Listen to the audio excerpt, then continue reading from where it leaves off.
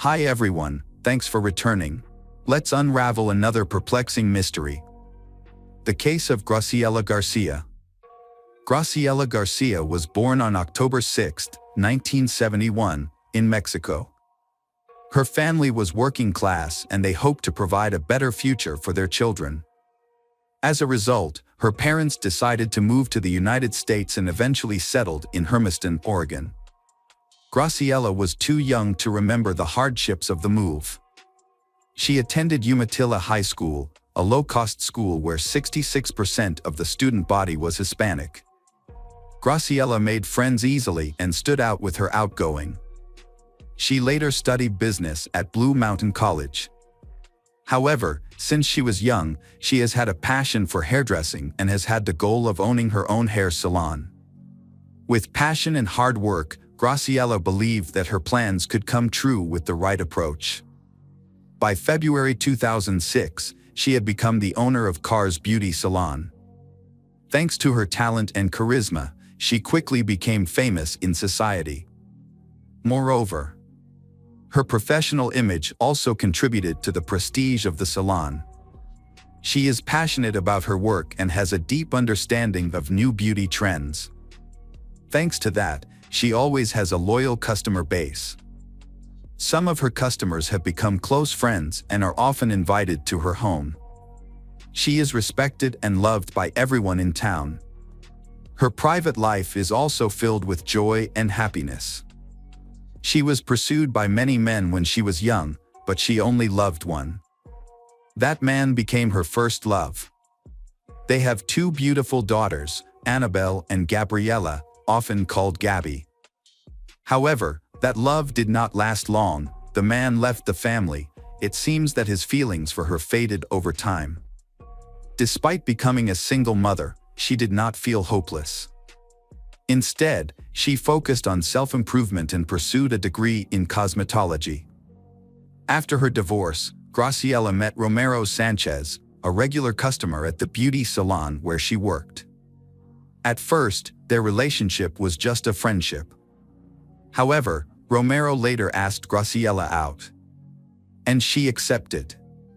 Gradually, their relationship became closer and deeper. However, when Graciela introduced Romero to her family, they felt uncomfortable because of his cold and distant attitude. Annabelle and Gabby, Graciela's two daughters, tried many times to connect with Romero, but he did not respond. Graciela's children were confused by such behavior, but they attributed it to personality differences. Graciela's partner seemed to be a strange and unapproachable person, which puzzled the people around her. They could not believe that a woman as full of life and fun as her could be so passionately in love with such a dry person. However, they still respected her decision. When Graciela announced her upcoming marriage, everyone showed their support and shared her joy. Especially Annabelle and Gabby, they wanted to see her happy and loved. On the wedding day, guests also noticed Romero's arrogance and conceit. Some thought he seemed too jealous when trying to steal all the bride's attention. When Graciela's young grandchildren came to congratulate the newlyweds, Romero treated them with contempt, making them feel uncomfortable. Afterwards, Graciela's relatives could not hide their true feelings about this man. Annabelle even openly stated that she did not consider him a stepfather and just wanted to maintain a normal relationship like other families. After the wedding, the Graciela family had two more sons, Arthur and Jacob. They moved in together at Graciela's house. Graciela's youngest son, Jacob, noticed that Romero began to act as if he were the sole owner of the house. Initially, Graciela tried to set personal boundaries, but because she did not like confrontation, she quickly gave in to Romero. He was hot-tempered and never gave in or apologized first. To avoid creating tension in the family, Graciela continued to give in to Romero.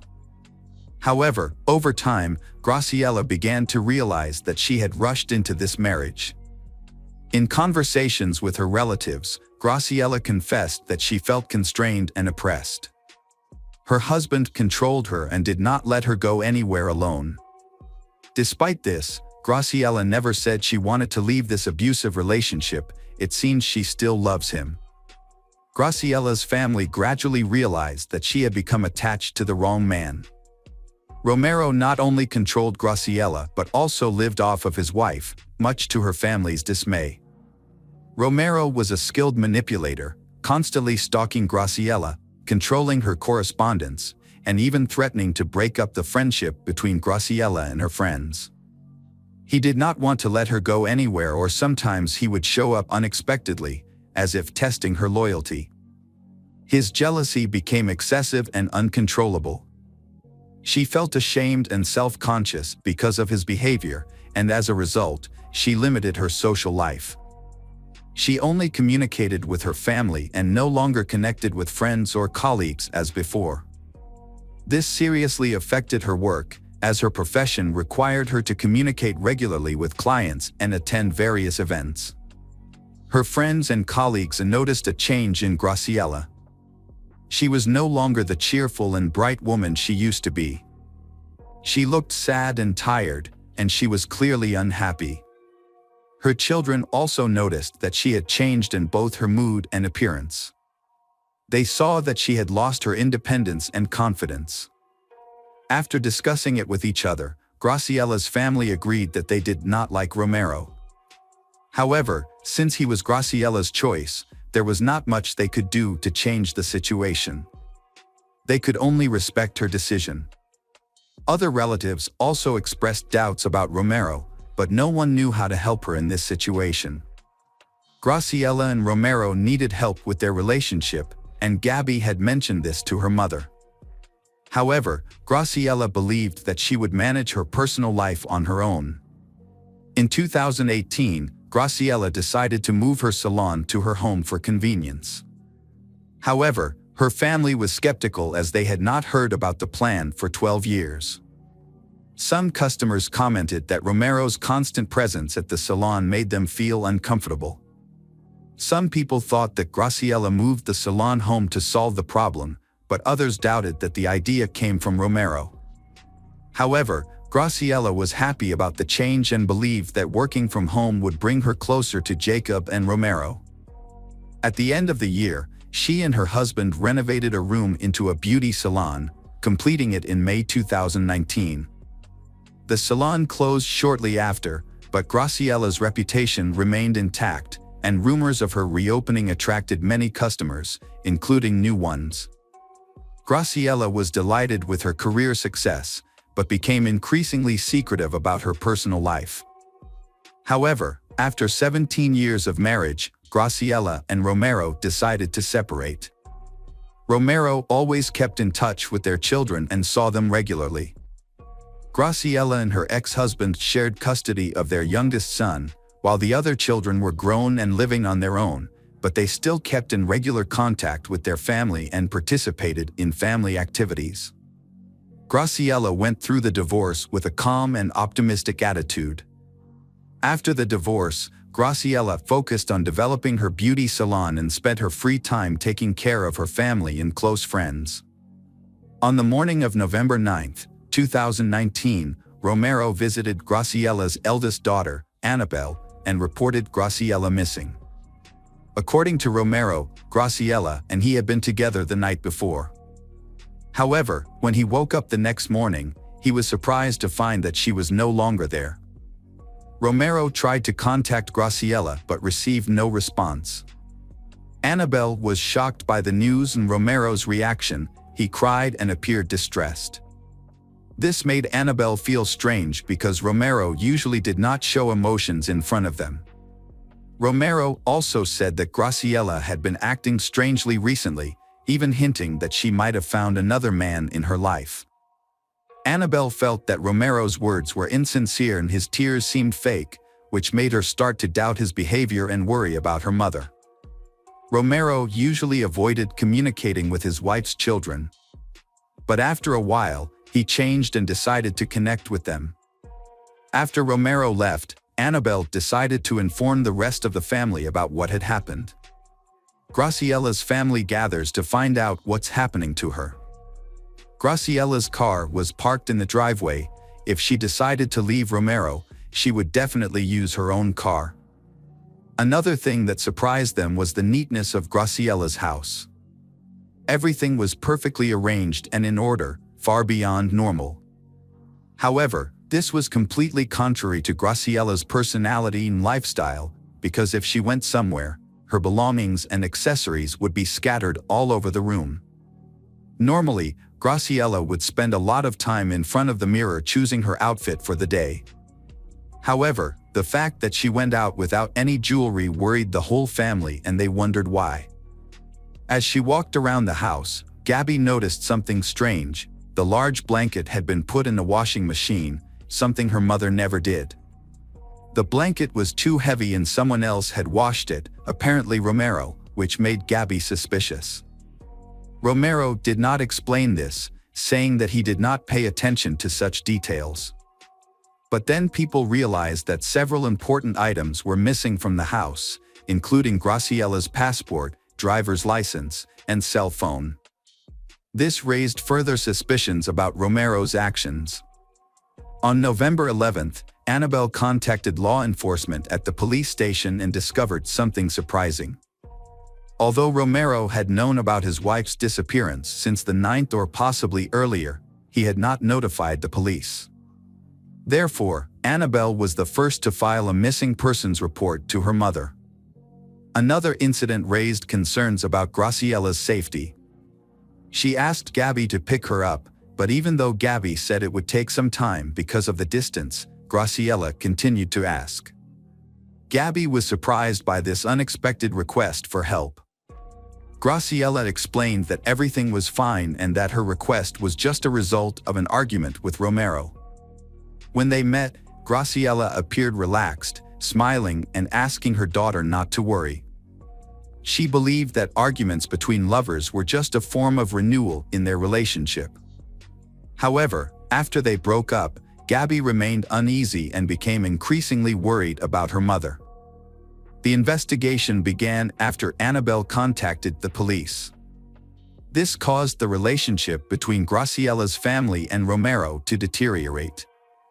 Romero seemed angry that Graciela's family had notified law enforcement about her disappearance. Romero gave an official statement about his wife's disappearance.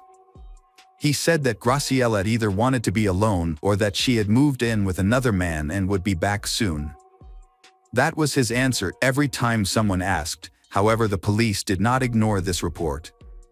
Officers launched an investigation into the missing Graciela's disappearance, considering the possibility that she may have been a victim of a crime. They started by searching her house, where her relatives reported that only a few personal items were missing, without finding any other suspicious signs. The investigation expanded to include interviews with her children, Romero, and other close family members, including her ex-husband. However, no useful information was gathered from these interviews. While everyone expressed doubts about Romero's behavior, he cooperated fully with the detectives, allowing them to search his home, answering questions, providing his DNA, and taking a polygraph test. Despite this cooperation, there was insufficient evidence to prove his involvement in the case. Further investigation revealed that Graciela's phone last sent a signal near a bridge in Washington on November 9th at 12:30 p.m. After that, her phone was turned off. Her bank accounts and social media accounts showed no activity, suggesting that she had not accessed since her disappearance. Hundreds of witnesses were questioned, and all the places she regularly visited were checked, but no one had any information about her whereabouts. The investigators found her disappearance to be highly suspicious, as it seemed she had vanished without leaving any clues. For months into the investigation, the Hermiston Police Department announced that they had found no reliable information about Graciela's last whereabouts.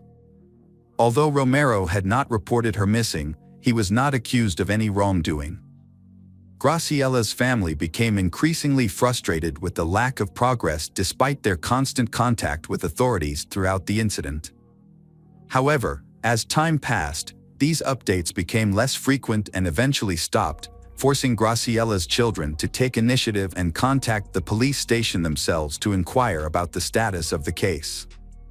In an effort to reinvigorate the search, Graciela's family turned to the media in March 2020, seeking public assistance and attention. They hoped that by sharing their story, they might gather new information. Graciela's daughter Gabby was mainly in charge of communicating with the press. She expressed her family's increasing frustration with the lack of progress in the case and criticized the police for not keeping them informed for such a long time.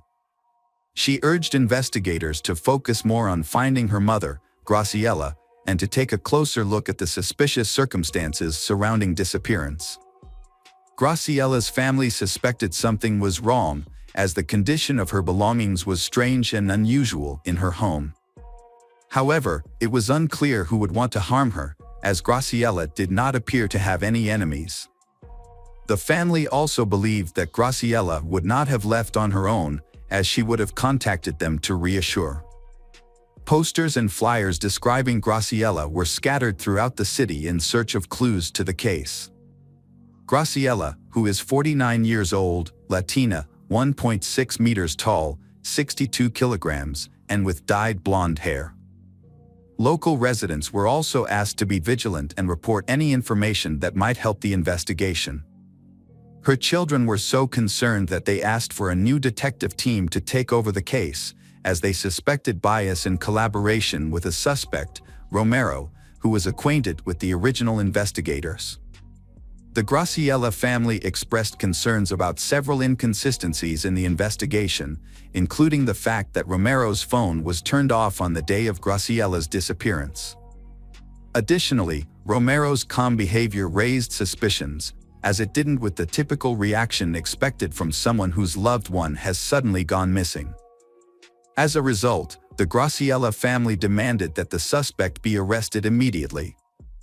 Police Chief Jason Hermiston responded to allegations surrounding Graciela's disappearance, confirming that her case is being treated as suspicious and possibly involving foul play.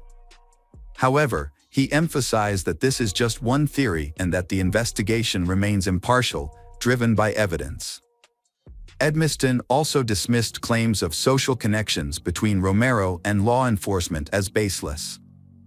Hermiston noted that the spread of misinformation has hindered the investigation. Certain information must be kept confidential, and authorities have sought assistance from the FBI. The police chief expressed frustration over public criticism of the police's actions.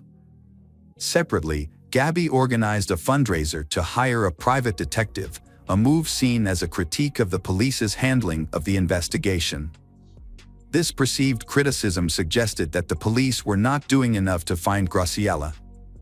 1 year after Graciela disappeared, her family organized a memorial gathering.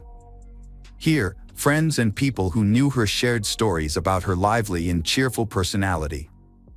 They prayed for her safe return, lit candles, and later placed signs outside the police station, urging authorities to continue the search for Graciela Garcia. In September 2023, a major development in the case occurred when Romero Sanchez was severely injured in an attack and that required surgery. There was speculation that the shooter was Mason Garcia, Graciela's brother. The attack suggests that Graciela's family had become frustrated with the lack of progress in the investigation and took matters into their own hands, potentially leading to further tragedy.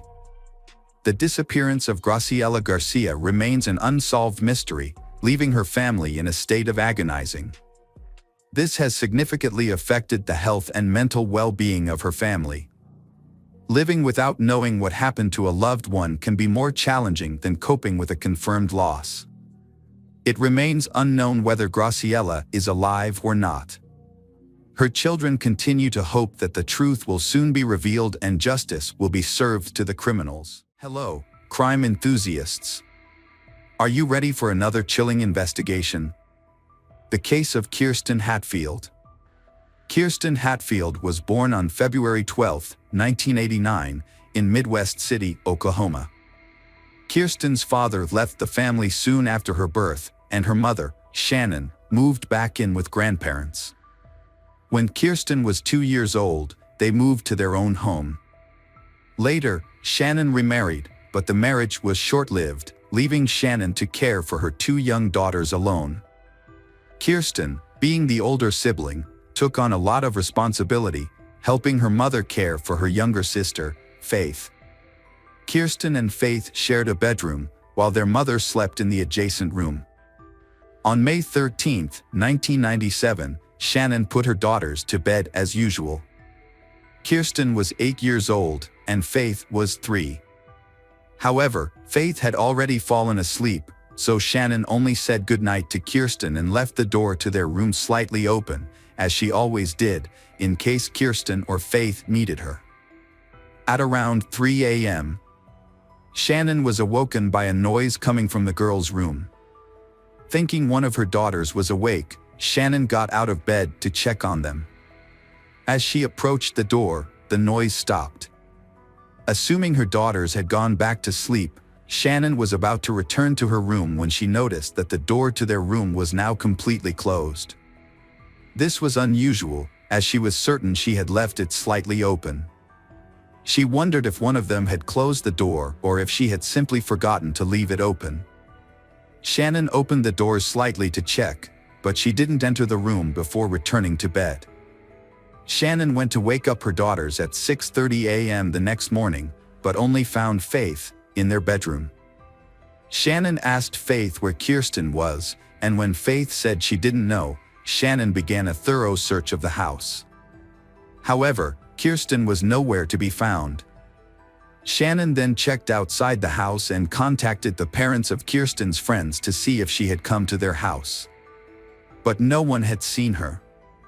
Shannon's search efforts led her to call her father, who lived nearby, to see if Kirsten had gone to his house or not. Unfortunately, he hadn't seen her either. At this point, Shannon realized Kirsten was missing, and her father advised her to call the police.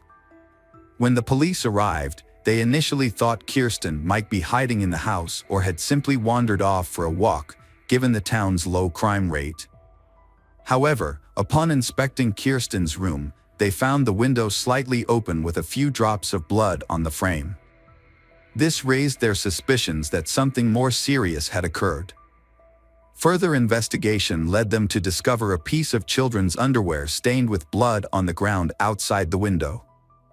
After confirming with Shannon that the underwear belonged to Kirsten, the police realized they were likely dealing with a kidnapping. More officers were called to the scene to assist with the investigation, which marked the beginning of a more extensive search for Kirsten. The police investigation into Kirsten's disappearance began with a search of the area around the house. During this search, the police spoke with Kirsten's mother, who reported hearing a noise at 3 a.m. and now realized that it may have been the sound of her daughter being taken. Despite the search, nothing suspicious was found, and the police began canvassing the neighborhood, speaking with all the residents. Unfortunately, none of the neighbors reported seeing or hearing anything unusual on the night of the abduction. However, one neighbor did mention being woken up by a barking dog around 3 a.m., which coincided with the time of the abduction. With no solid leads, investigators turned to a child psychologist to interview Faith, who was only 3 years old. Despite her young age, Faith was able to share what she had witnessed, but her statement was limited to a single phrase: "A bad person came and took my sister." This confirmed that Kirsten had not left the house voluntarily, but unfortunately, it did not provide any further information about the perpetrator or Kirsten's whereabouts. Detectives had to restart the investigation practically from scratch. Their initial suspicion leaned towards someone who knew Kirsten well, as it seemed unlikely that a stranger could abduct her from her own room without a sound. Working on this theory, police discovered that Kirsten's mother, Shannon, had a history of drug-related problems. The detectives considered the possibility that the abduction might be related to this. Perhaps the mother owed money to some people in the criminal underworld, and they decided to take her daughter as payment. The police did not rule out the mother willingly handing over her daughter. This would explain why the abduction happened almost silently. The investigation into Kirsten's disappearance continued, with detectives initially speaking to Shannon, her mother. Shannon denied any involvement, claiming to have been clean from substance abuse for some time and insisting she would never harm her daughter. Although detectives were not convinced of Shannon's innocence, they could not find any evidence to prove her involvement. The police then turned to the public for help, using the media to ask for any information that might be relevant to the case. In response, they received hundreds of calls, but most of the calls were fruitless. However, one clue provided a promising lead. A woman reported her boyfriend's suspicious behavior, including aggressive outbursts and a disturbing threat he made during an argument. The police investigated the man and discovered that he knew Shannon's brother, which meant Kirsten might have known him too. Additionally, the man had a history of drug use and assault, and he had previously been familiar with the Hatfield family home. Despite this, the investigation ultimately found that the man had a solid alibi for the time Kirsten went missing. Multiple witnesses confirmed that he was at a bar until around 4 a.m. on the night of the disappearance, making it impossible for him to have abducted Kirsten. Detectives pursued multiple leads, but each one led to a dead end. As time passed, the hope of finding Kirsten alive began to fade. Kirsten's mother, Shannon, refused to give up. She took matters into her own hands, determined to find her daughter. She gave interviews to local media outlets, distributed flyers, and even investigated potential suspects on her own. However, Shannon faced numerous obstacles. Many local businesses refused to display Kirsten's flyers, citing company policies. She also attempted to meet with the state governor, but was unsuccessful.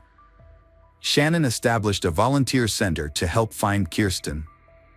The center focused on distributing flyers and engaging with the media. However, Shannon encountered new challenges. Some volunteers stole money, lied about their work, and used the media to gain attention for themselves. Despite these setbacks, Shannon persevered in her search for the truth.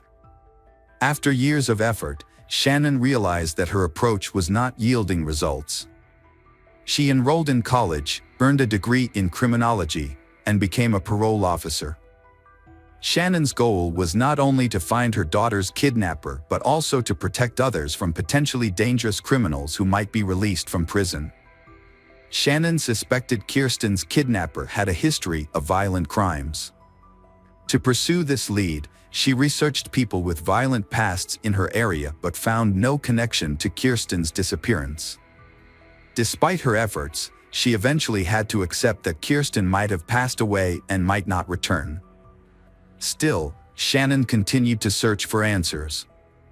Periodically, police reopened the case to investigate new leads, working with the FBI to create an updated sketch of Kirsten's possible appearance.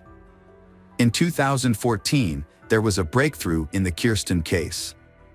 A woman contacted the police and shared a shocking discovery she had made while sorting through her late mother's belongings. Among her mother's possessions was a diary detailing the woman's father's confession, claiming he had killed Kirsten Hatfield.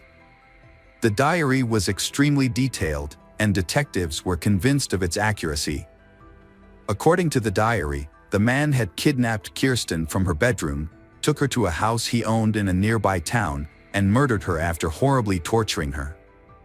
The description of the crime process spanned many pages, leaving even veteran investigators confused. The diary also revealed that the crime had been recorded on a videotape. Investigators immediately questioned the woman's father. However, his reaction was surprising. While he denied any involvement in the Kirsten case, he asserted that he had known who was responsible for Kirsten's death, saying the murder had occurred at his ex-girlfriend's house.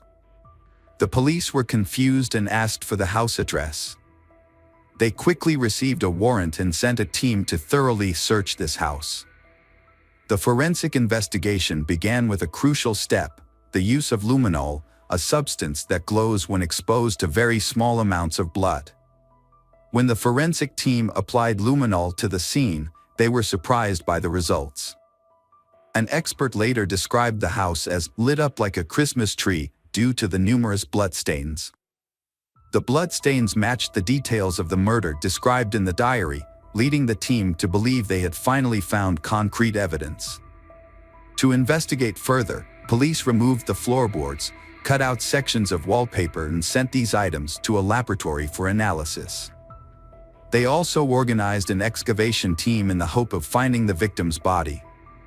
In addition, the police also discovered a box containing hundreds of videotapes in the house, so they had to review the diary. They suspected that one of the tapes might have contained footage of the victim being abused. Detectives meticulously reviewed each tape, but after hours of analysis, none of the tapes were related to the murder. Excavations also proved fruitless, with no remains or evidence found in the soil. However, just when the investigation seemed to have been gaining momentum, the police encountered an unexpected and shocking episode. Experts who analyzed the bloodstains in the house concluded that the bloodstains had actually belonged to an animal, not a human. This revelation left the police stunned and wondering what had just happened. Had someone deliberately deceived them with a cruel joke? Or was the person writing the diary struggling with mental health issues and convinced by a false narrative that had developed in their mind? The truth was still unknown. Detectives had run out of leads in Kirsten's case, and the case was once again stalled. In an effort to revive the investigation, the case was reassigned to a new detective named Daryl Miller in the summer of 2015. Miller decided to start from scratch and review all existing documents and records. During his scrutiny, Miller discovered something surprising. His predecessors had overlooked some key evidence, including blood found on Kirsten's windowsill and on her underwear. The evidence had been stored in a warehouse, but shockingly had never been sent to a laboratory for analysis. Miller suspected that the reason for this might have been because police initially thought the blood belonged to Kirsten, which would not have yielded any useful results. However, Miller decided to send them to the laboratory for analysis. The results were surprising. The blood sample did not belong to Kirsten, but to an unidentified man. This was a significant breakthrough after many years of investigation. Miller decided to collect DNA samples from all the men who had participated in the investigation since the kidnapping. Police tracked down each person on the list and sent their DNA to a lab for analysis. Everyone was cooperative and provided their DNA samples quickly. Miller patiently waited for the results and finally he received a call from the lab. Experts had analyzed one of the samples and found a perfect match with bloodstains found on the window and the victim's underwear. The DNA belonged to Anthony Palma, 56. The Hatfield family's neighbor who lived across the street. Anthony had been one of the first people the police spoke to on the day of the abduction. At the time, he claimed to have woken up around 3 a.m. due to his dog barking. Now that his DNA had been linked to the crime scene, detectives decided to bring him in for further questioning. Although the DNA evidence was sufficient for a conviction, the investigators hoped to obtain a confession from Anthony. A confession would expedite the trial and potentially lead them to Kirsten's body, which was still missing. To get Anthony to talk, the detectives invited him for questioning, telling him it was a routine process. They claimed they were re-interviewing everyone, including neighbors, to gather new information. In reality, their goal was to get Anthony to admit whether he had ever been inside the Hatfield family home. Detectives asked Anthony to recall any additional details about the night in question. He retold the same story he had shared 18 years earlier. But this time he added a new detail. He claimed to have seen a white car parked outside Kirsten's house, although he didn't think much of it at the time. The police then asked Anthony about his relationship with Kirsten and her family.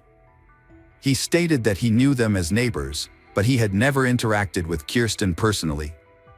He maintained that he got along well with the other neighborhood children, who would often ask him for help fixing their bikes or visit him for candy. This conversation became a critical point in the investigation, as the police had discovered Anthony's blood on the windowsill of Kirsten's bedroom. When they asked if he had ever entered the house, Anthony claimed he had not. This statement raised suspicions, as the presence of his blood suggested otherwise. The detectives faced a challenge. Anthony's blood was fresh, suggesting it had been left recently, but he had had a visitor to the house when it belonged to a friend. The investigators decided to move forward with the interrogation. Informing Anthony that his blood had been found in Kirsten's room and on her underwear. Anthony repeatedly denied ever entering the house, despite the evidence to the contrary. The investigators attempted to extract a confession, but he consistently maintained his innocence. The detectives changed their approach and exited the room, leaving Detective Miller to speak with Anthony privately. Miller entered with a photo of Kirsten, placing it in front of Anthony. However, Anthony promptly pushed the photo away, refusing to look at it for the remainder of the conversation. Miller asked various questions, attempting to prompt Anthony into a confession, but he continued to deny any involvement. Failing to obtain an admission of guilt, the police ended the interrogation and apprehended Anthony. A subsequent search of his residence, made possible by a search warrant, uncovered no evidence of Kirsten's remains or any other relevant evidence. During the trial, Anthony repeatedly denied any involvement in the crime. But DNA evidence told a different story.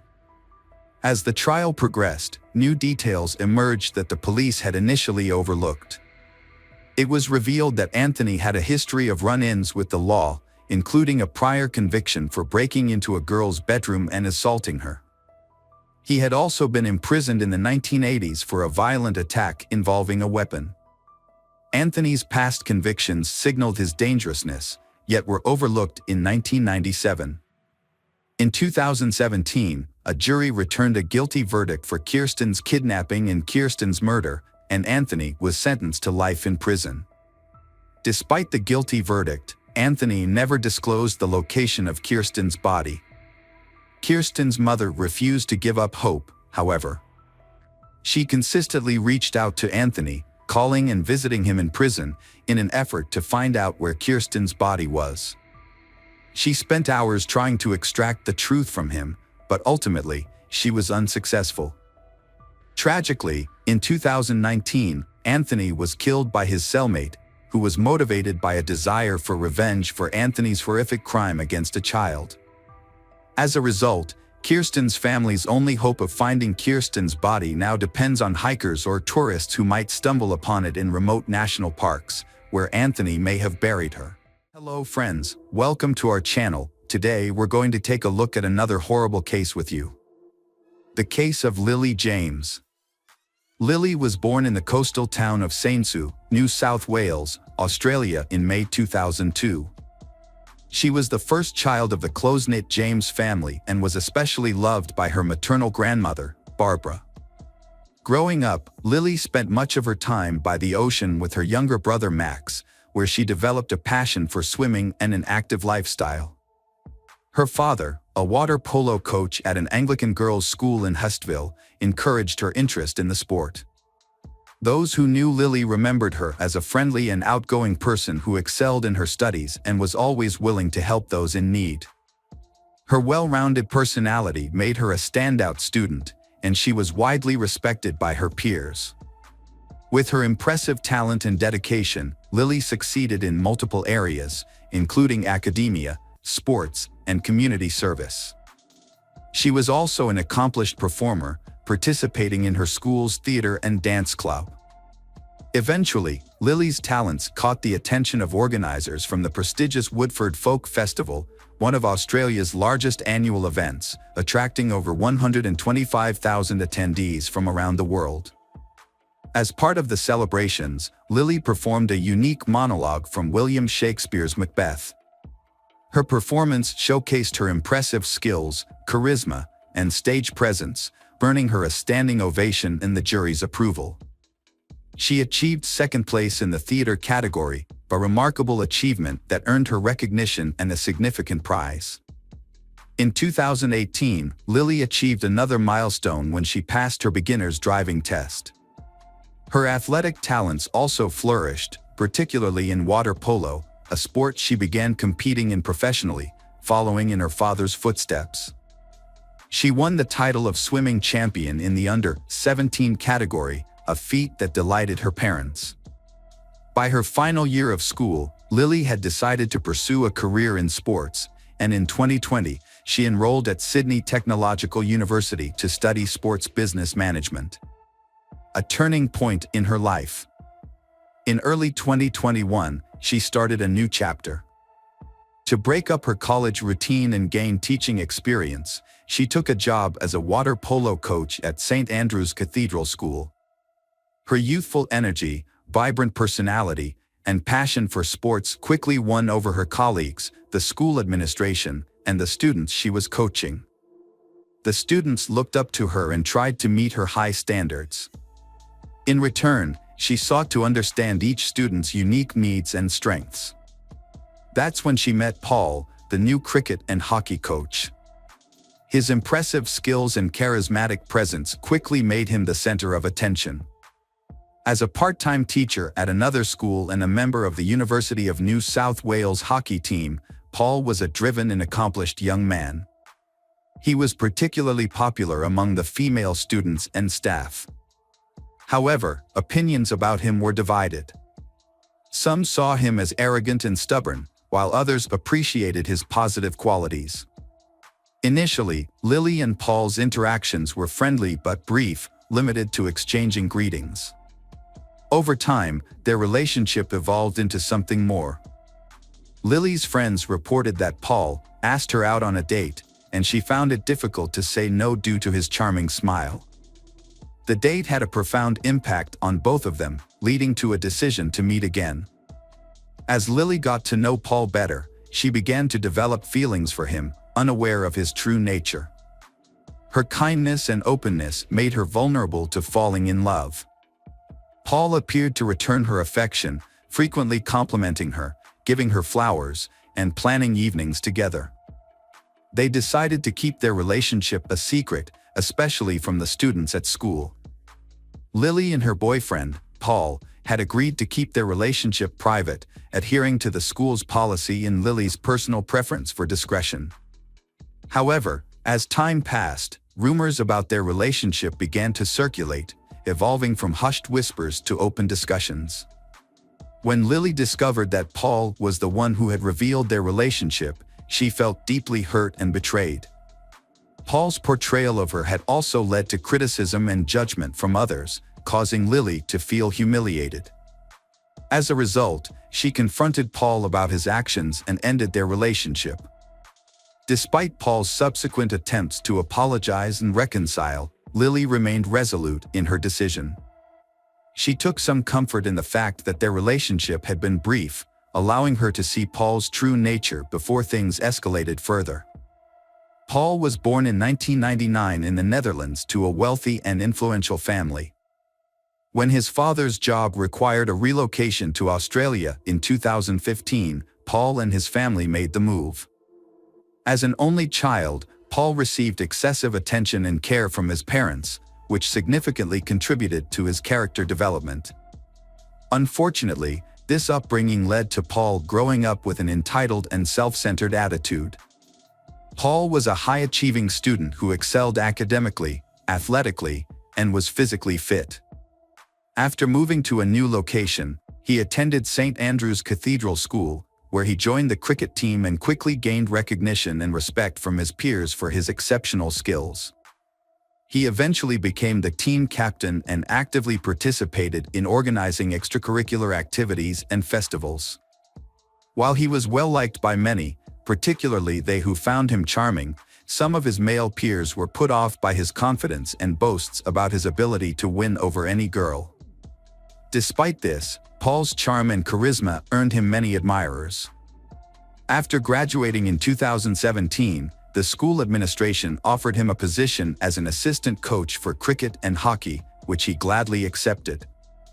He quickly took on a leadership role and successfully managed these sections, feeling confident in his abilities. However, by early 2018, he surprisingly resigned and returned home with his family, citing unknown reasons for his departure. Back home, Paul decided to further his education and earned a master's degree in sports management. Paul had a conversation with old friends and mentioned that he had improved his coaching skills, which led to a job offer from his former employer. He returned to Australia and started working at the familiar school in early 2020. To reduce living expenses, Paul agreed to share an apartment with a friend in Kensington, a suburb of Sydney. Initially, they enjoyed each other's company, socializing after work. However, a few months later, they had a disagreement, and Paul decided to live alone. His parents, who he couldn't visit due to the pandemic, felt that Paul was lonely despite being busy and surrounded by people. They weren't aware of any romantic relationships in his life. By the summer of 2021, as Paul resumed his regular activities, people began to notice a change in his behavior and personality. He picked up where he left off in the sports world, regaining his status as a key player on the hockey team and continuing his active lifestyle, even featuring in promotional advertisements. At the same time, those who knew him observed emerging characteristics that were not present before. Uncontrollable outbursts of anger became a concern. Furthermore, rumors circulated within the school community about his unusual interest in his female students. He would often engage in flirtatious behavior with teenage girls, staring at them for extended periods, leaving them visibly uncomfortable and embarrassed. Paul's importance in the hockey team's progress to the Australian Hockey League finals was evident despite the turmoil in his personal life. His recent breakup with Lily was likely a significant blow to his ego.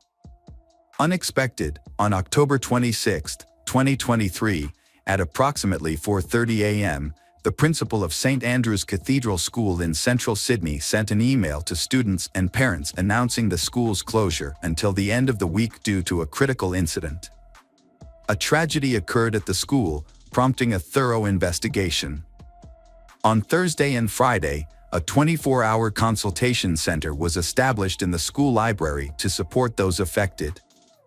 Forensic teams meticulously searched the school building and surrounding area, gathering evidence. The gym was closed off, and the adjacent shower area was scheduled for demolition due to the disturbing discovery made there. The incident began to unfold when the body of a 20-year-old woman was found in the shower around midnight. She had been seen alive just hours earlier. The water polo coach had entered the shower but never emerged. Surveillance footage revealed that someone had followed her around 8 p.m., but the pursuer left the area alone, heading towards the school exit. A family member was later asked to identify the body due to severe facial damage. The victim was identified as Lily James. As the police delved deeper into the case, surveillance footage played a crucial role, and the prime suspect, a young man, was caught on camera multiple times. Investigations were launched into Paul and Lily's cell phone records, helping police track the suspect's last known location using GPS. They also sought to recover the victim's phone, hoping to uncover evidence through text messages that could shed light on the events leading up to the crime. After successfully locating the devices, the police reconstructed the sequence of events, revealing that Paul had purchased a hammer from a hardware store just days before the crime. It seemed he was consumed by anger toward the victim and had planned a confrontation. On the morning of October 25, Lily followed her routine, attending the university and then heading to her job in the afternoon. Unbeknownst to her, her ex-boyfriend had other plans. Paul rented a silver Lexus and drove to the school, avoiding the building since he had no classes scheduled. He waited in the car, patiently biding his time. Once the students cleared out, he walked into the gym, concealing a hammer under his jacket to avoid drawing attention. From this vantage point, Paul observed Lily's movements, lying in wait for the perfect moment to strike. When Lily finished her training session and decided to take a shower, Paul saw his chance and followed her. An argument erupted, and in the heat of the moment, Paul attacked Lily, striking her head with the hammer. According to the pathologists, the impact was fatal and Lily died instantly, without suffering. After waiting for an hour, Paul collected Lily's belongings and left the building.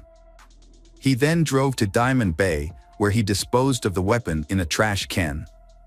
Security cameras captured footage of him at the reserve at 8:47 p.m. His last known location, as tracked by investigators, was the Gap, a cliff in the eastern Sydney suburb of Vaucluse. As the community was still reeling from the initial tragedy, another shocking event occurred. On October 27th, at 8 a.m., shopkeepers at Diamond Bay Reserve in Sydney's eastern suburbs made a disturbing discovery.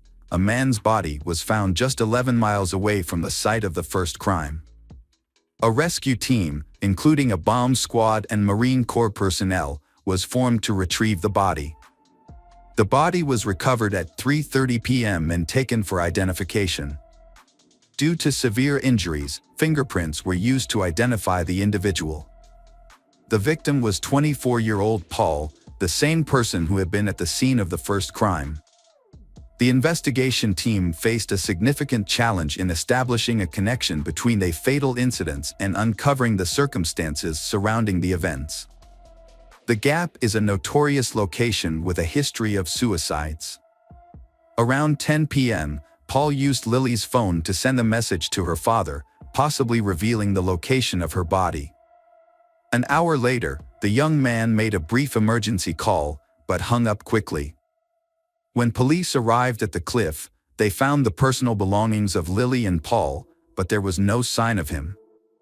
A rented car was parked nearby, suggesting that he may have taken his own life due to feelings of guilt or fear of facing the consequences of his actions. On October 26th, police launched a search operation for his body, using helicopters and boats to scour the coastline. The first day's efforts were unsuccessful, but the next day, a body was found on rocks in a nearby nature reserve. With Paul deceased, the case was closed, and his parents collected his body, opting to cremate it in Sydney. A meeting was subsequently arranged with Tim Watson Monroe, a renowned forensic psychologist with extensive experience in analyzing the behavior of both criminals and victims. Mr. Watson Monroe was asked to share his insights on the incident and analyze the behavior of the perpetrator, Paul.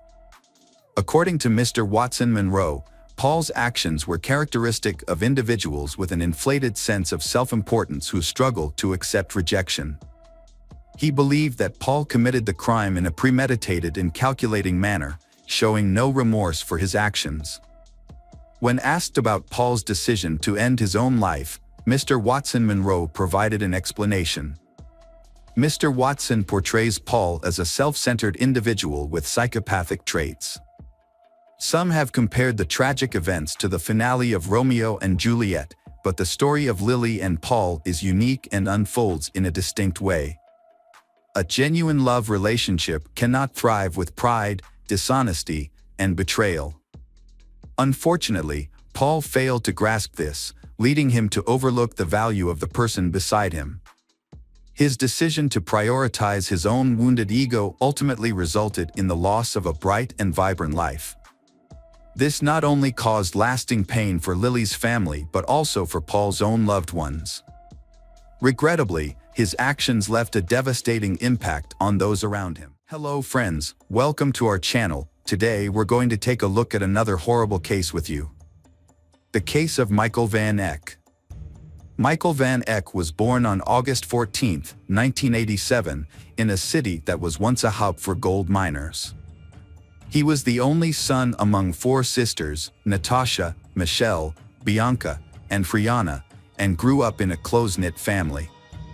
His parents were caring and provided a comfortable life for their children. Michael's father worked hard to establish his own business, while his mother created a nurturing environment at home that encouraged the growth and development of her children. Michael was a sociable and kind person who excelled in school and sports, earning a black belt in karate that gave him confidence. After completing his education, Michael trained as an electrician, a highly sought-after profession that offered good earnings and job prospects. He worked at the Beatrix mine in the small town of Unison, where he was employed at mine number 4. Not content to rest on his laurels, Michael continued his education to become an engineer. In 2011, Michael, then 23 years old, joined a dating site to cope with a recent breakup and expand his social circle. It seemed like a stroke of luck when he came across the profile of a sweet and smiling young woman that caught his eye. During the ongoing conversation, the man discovered that they shared common interests. Similar to him, she disliked loud parties and excessive drinking, and sought a genuine, meaningful relationship and a strong family foundation.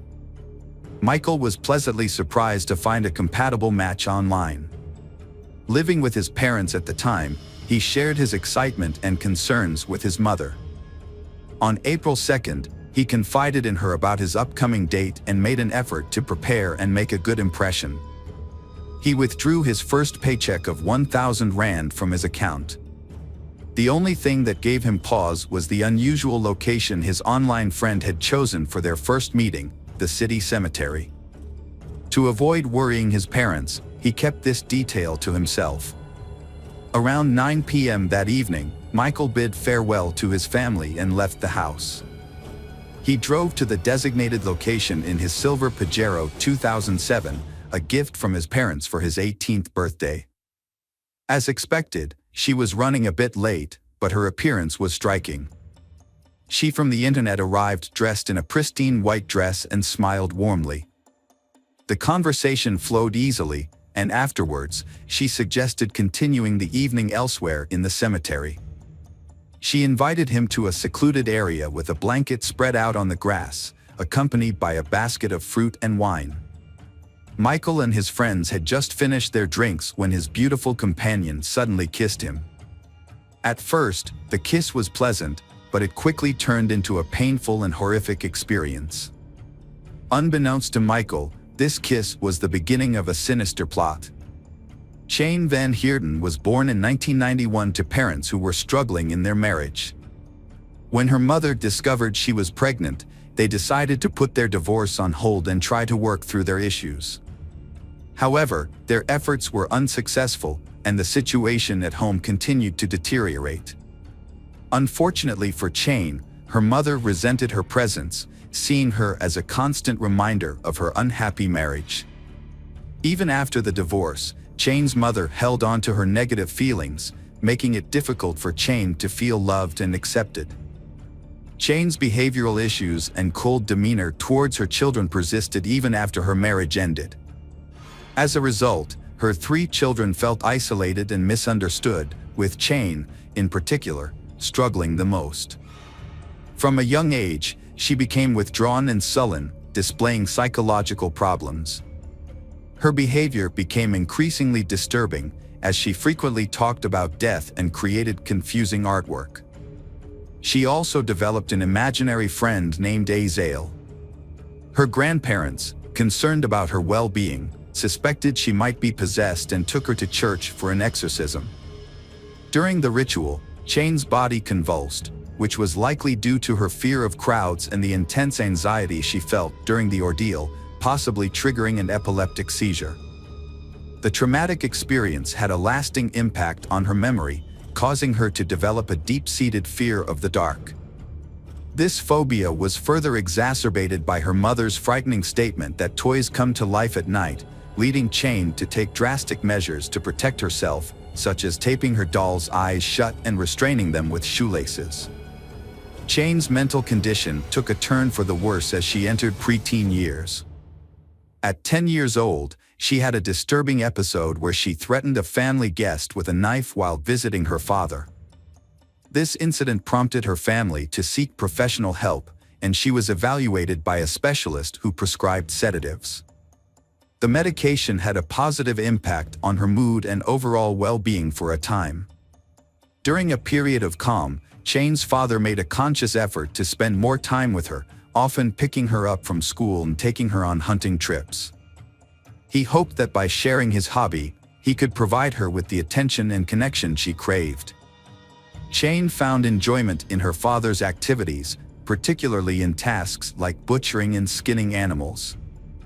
However, this fascination led her to begin collecting and bringing home the carcasses of small animals, starting with rats and birds, and escalating to cats and dogs.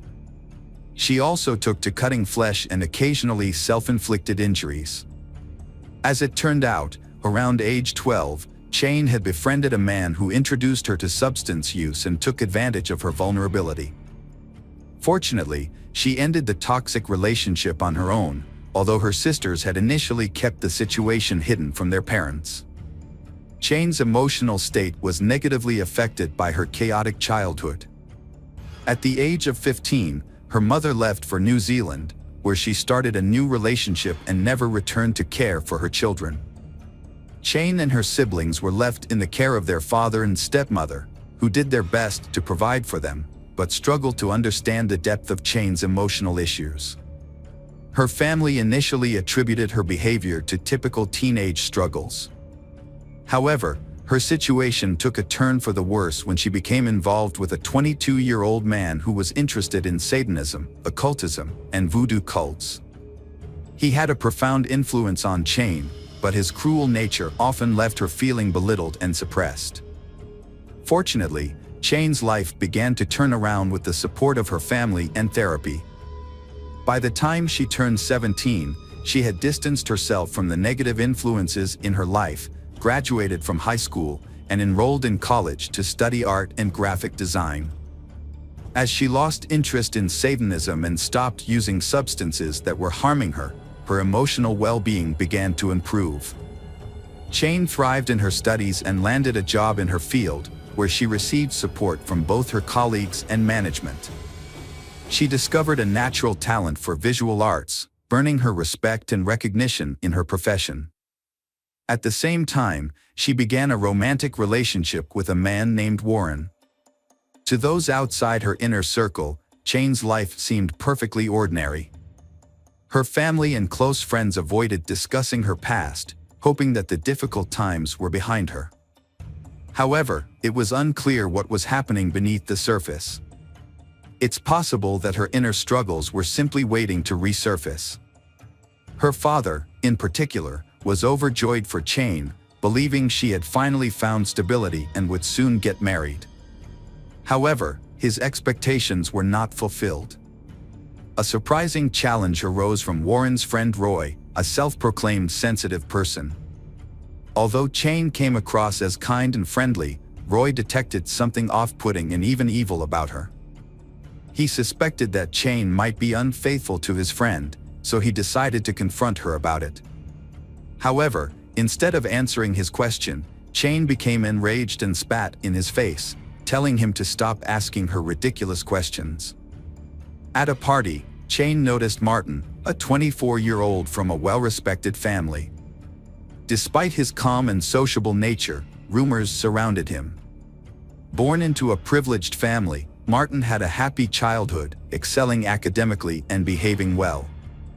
However, at 6, he began experiencing hallucinations, convinced by an entity that he possessed incredible strength. As he grew older, his mental health declined, and his behavior changed due to struggles at school and home.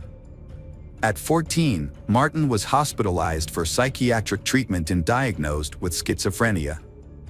Unfortunately, standard treatments were ineffective. His financially secure family dedicated themselves to finding alternative medications, eventually discovering the necessary drugs to control his condition, except for occasional aggressive outbursts. Martin was deeply affected by witnessing a stray cat being attacked by dogs. Instead of feeling revulsion or sympathy, he chose to hide the cat's body and observe it. This disturbing incident marked the beginning of his animal torture. He eventually dropped out of school and started working with his father in the carpentry shop, aspiring to follow in his family's footsteps. As he worked, his condition showed signs of improvement, and he lost the desire to harm animals. Feeling in control, he made the decision to stop taking his medication, despite concerns from those around him. However, this decision ultimately proved to be a grave mistake. Martin's mental state gradually declined, and it was during this time that he met Chane. Their relationship seemed happy and normal to outsiders, and their parents were initially pleased with their union. But neither set of parents was aware of the dark history of their children, and their relationship ultimately led to devastating consequences. Initially, they was outgoing and social, attending parties and interacting with others. However, acquaintances began to notice cuts on their hands, which they jokingly attributed to intimate experiments. Over time, they became increasingly reclusive and developed an interest in dark and occult practices, including Satanism and voodoo cults. They also became fascinated with notorious serial killers. In February 2011, Martin posted a photo of himself and Chayne on social media, with the caption, "Killers," accompanied by a cryptic emoji. At the time, no one suspected that the post was anything more than a joke. Meanwhile, Martin asked Chayne's father for permission to marry her, which was met with enthusiasm. However, unbeknownst to those around them, they harbored a sinister secret. Instead of dreaming of a future together, they fantasized about ending their lives in a violent manner. These dark fantasies eventually evolved into a twisted plan to torture and kill homeless individuals. They even practiced their twisted intentions on animals, due to unable to find a suitable human victim to carry out their heinous plan. Chayne created a profile on a dating site, which caught the attention of a young man named Michael Van Eck. Chayne and her partner, Martin, targeted Michael for their sinister plans. They began flirting with Michael online, and after a few days, Chayne suggested they meet in person. Despite the unusual location, Michael agreed to the meeting. Chayne and Martin carefully planned the encounter, considering every detail, including their attire and the means to commit a crime. Chayne approached the meeting prepared, while Martin hid behind tombstones, waiting for a signal. When Chayne kissed Michael, it was the agreed-upon signal for Martin to attack. He struck Michael with a knife from behind, but Michael unexpectedly resisted. Chayne intervened, and together they inflicted around 30 knife wounds on Michael. As Michael begged for an end to his suffering, Martin slit his throat, ultimately killing him. The perpetrators then dragged the body onto a blanket and began to carry out their plan. They cut off the victim's legs at the knee and severed his head. The dismembered body parts were placed in bags. The perpetrators attempted to bury the body at the site, but they encountered a problem that they had no shovels. As a result, they were forced to dig a shallow grave using only their hands and knives. After managing to bury the body only halfway, the perpetrators left the scene, taking the severed body parts with them. They used the victim's vehicle to make their getaway, with Martin initially driving, but later handing over control to his accomplice. However, the adrenaline rush from their crime made it difficult for them to focus on the road. Once they arrived home, they stored the bags containing the body parts in the refrigerator, treating them like ordinary groceries. After Martin had somewhat composed himself, he got into the victim's car and drove it to a high-crime neighborhood, hoping that it would be stolen. He left the car unlocked with the keys in the ignition to make it an easy target. A cemetery worker noticed bloody stains and torn clothing in the bushes near the grave. After alerting his supervisor, they called the authorities to report the gruesome find. The police were immediately notified, and an investigation was launched. Meanwhile, Michael Van Eck's parents were frantic with worry. Their son had been unreachable since the previous evening, which was unusual, even if he had stayed overnight with his internet girlfriend. When Michael failed to show up for work, his employer called his parents to ask about his absence. Around the same time, police received a report about an abandoned car with blood stains on the trunk. The vehicle was identified as belonging to Michael Van Eck through a database search. Further investigation revealed that the car had been parked at the cemetery for an extended period. With this new information, police officers visited the Van Eck residence, where they confirmed their suspicions. Michael's mother had been searching for him since the previous day. The officers then asked her to come to the cemetery, where forensic experts and search dogs were working to locate missing body parts. The investigation revealed that the victim's mother identified her son's body through distinctive burn marks he had sustained in childhood. The autopsy confirmed that the victim had suffered multiple knife wounds and showed signs of a struggle. The body had been dismembered after death, which suggested that the perpetrators had some level of expertise in this area. The number and nature of the wounds, as well as the strength required to subdue the victim, indicated that multiple attackers were involved. DNA testing later confirmed the identity of the victim as 23-year-old Michael Van Eck. During the investigation, police seized the victim's cell phone and computer, which revealed that the last person he had communicated with was Chayne Van Heerden. According to their messages, she had invited him to meet at the cemetery on the night of his death. Detectives brought Chayne in for questioning, and she arrived with her boyfriend, Martin. Both were interviewed separately and eventually confessed to being involved in the victim's murder. Upon learning of the incident, Chayne's father rushed to the station, where he was shocked to hear the accusations against his daughter. When he asked her if the allegations were true, Chayne calmly confirmed her involvement and stated that she would willingly do it again. She claimed that she had fantasized about committing such a crime ever since she started hunting with her father. This cruel confession shocked not only her father but also everyone present. As the case gained public attention, Chayne's boyfriend, Martin, also showed no remorse. Instead, he seemed to enjoy the public scrutiny and posed for cameras. It became clear that neither Chayne nor Martin felt any regret for their actions. Investigations revealed that they had planned to take their own lives if caught, but Martin's changed his mind, and Chayne followed suit. They wanted to live a life of notoriety, embracing their dark impulses. A search of their apartment revealed a disturbing environment. The walls were adorned with distorted portraits of Chayne, depicting her without eyes, mouth, or ears. The rooms also contained ritual items, animal scalps, knives, and other objects of unclear purpose. Police found the deceased young man's belongings, including his glasses and wallet, which Martins later confessed they had taken to prepare their next crime.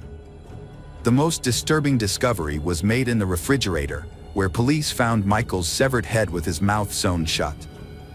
It is believed that the perpetrators intended to use his head as a ritualistic bowl. The victim's eyes and ears were found in separate containers. Additionally, the victim's hand and leg were discovered buried near the murderer's home, alongside the remains of various animals. The perpetrator's diary revealed horrific thoughts and plans for future crimes. The evidence collected during the investigation made it clear that the perpetrators had planned to commit multiple crimes, and that the process of taking lives and mutilating bodies brought them immense pleasure. Martin and Chayne underwent multiple evaluations to assess their mental competence. The commission confirmed that they were aware of their actions and understood the consequences. In November 2011, Chayne's trial took place.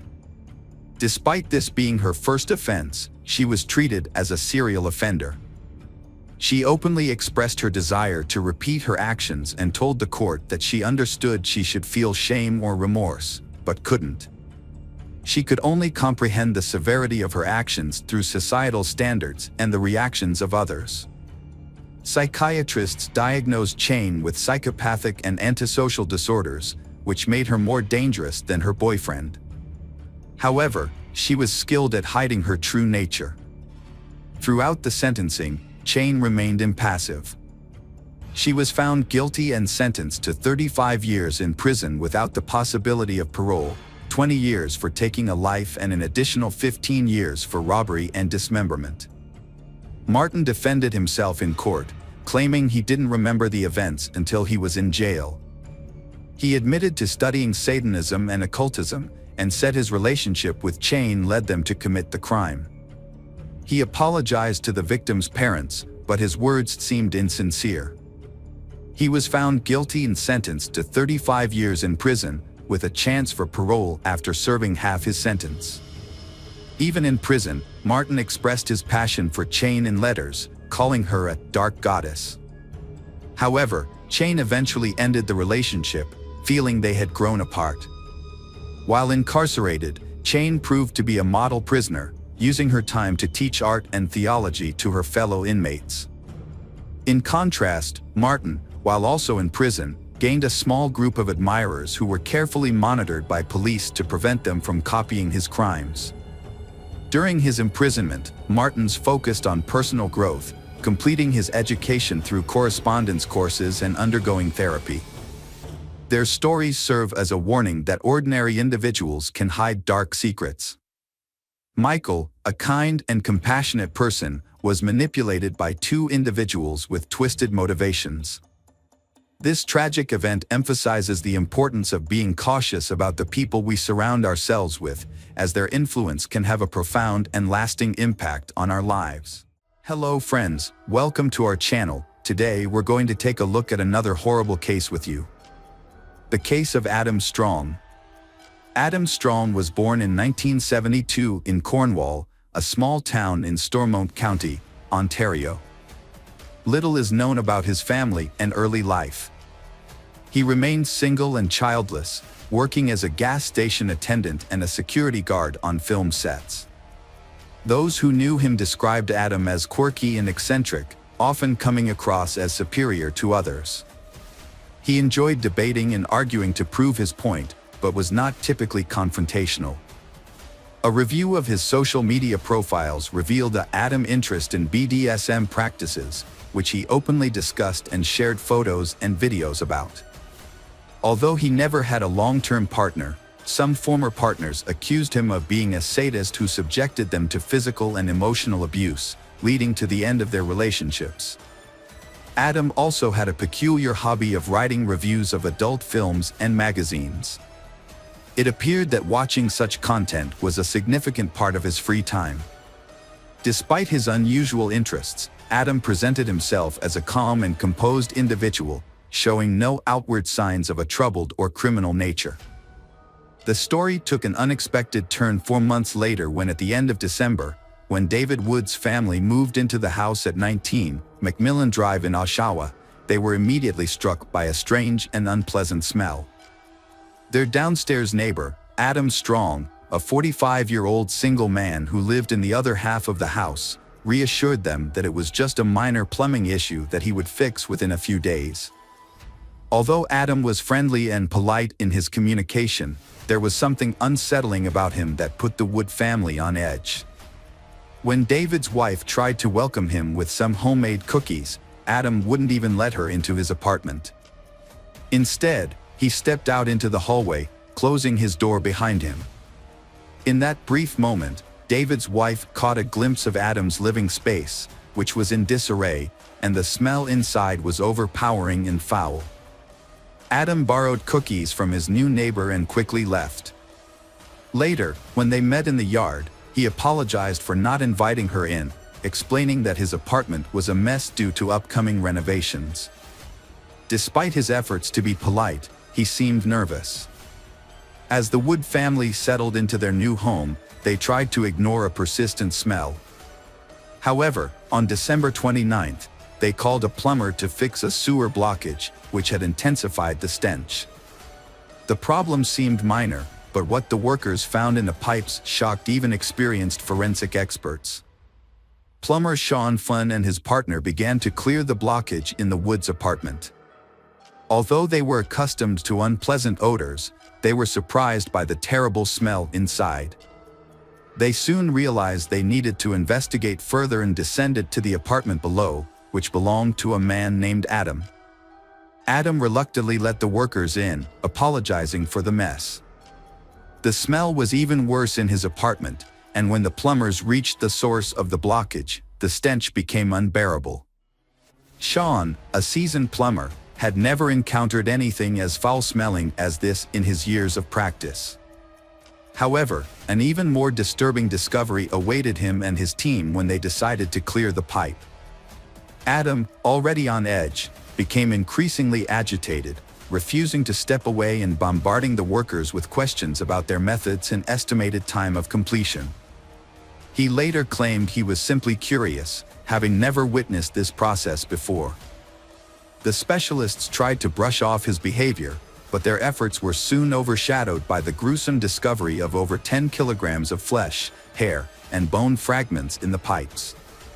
Sean was horrified to find disfigured and partially decomposed human fingers among the debris. Adam feigned surprise, claiming he had never seen anything so disgusting, and then asked the plumbers if they had any idea how this could have ended up in the sewer pipe. Sean decided to call the police immediately to report the disturbing discovery. He informed them that he had likely found human remains and provided the address. He made sure Adam didn't touch or disturb anything, preserving the evidence. When the officers arrived, they quickly confirmed that Sean's suspicions were correct. Human flesh had been extracted from the pipes.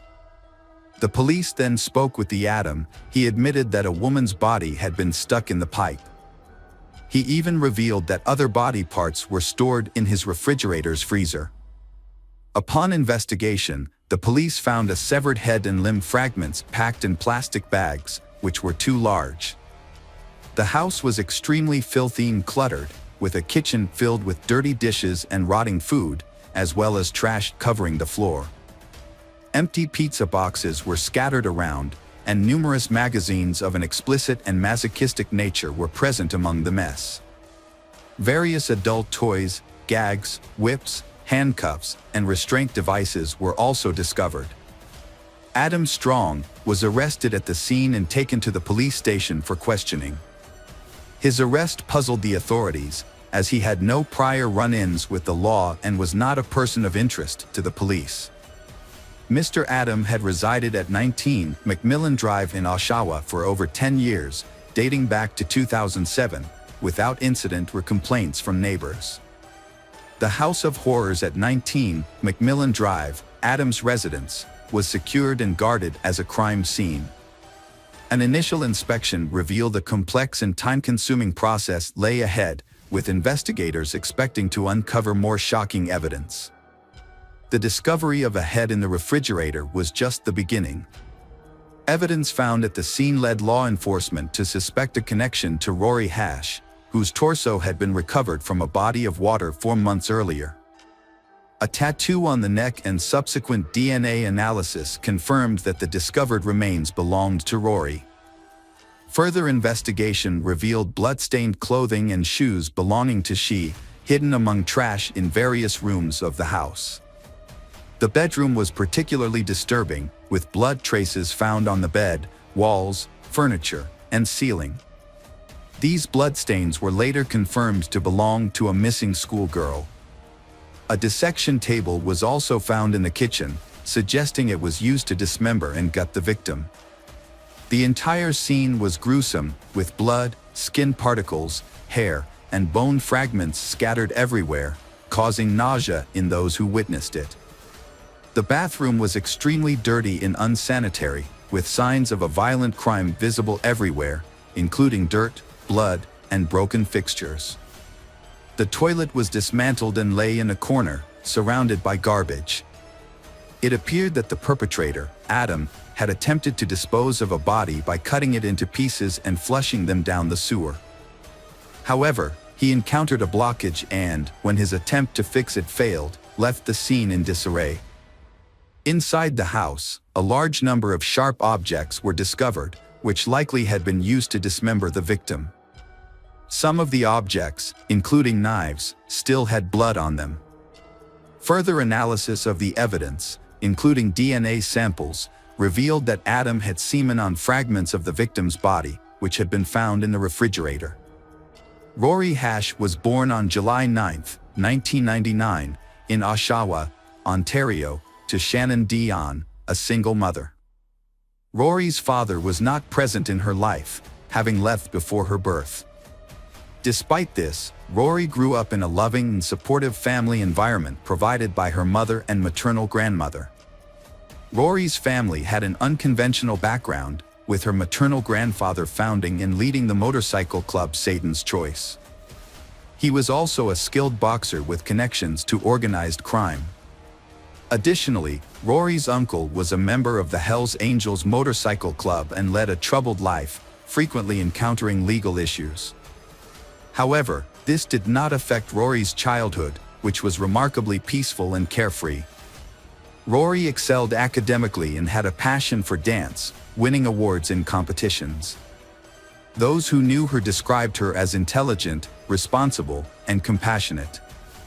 At the age of 13, Rory earned top honors as a cadet in her local Army unit, showcasing her exceptional qualities from a young age. At 15, Rory's life took a downward turn. A friend introduced her to drugs, and she quickly became addicted. She started spending time with the wrong crowd, neglected her schoolwork, and eventually stopped attending school altogether. For about a year, her family tried to help her overcome her addiction by sending her to various treatment centers, but she relapsed each time. At 17, Rory ran away from home and began working in the sex trade to support her habit. Rory eventually sought help from a specialized service for teenagers struggling with addiction.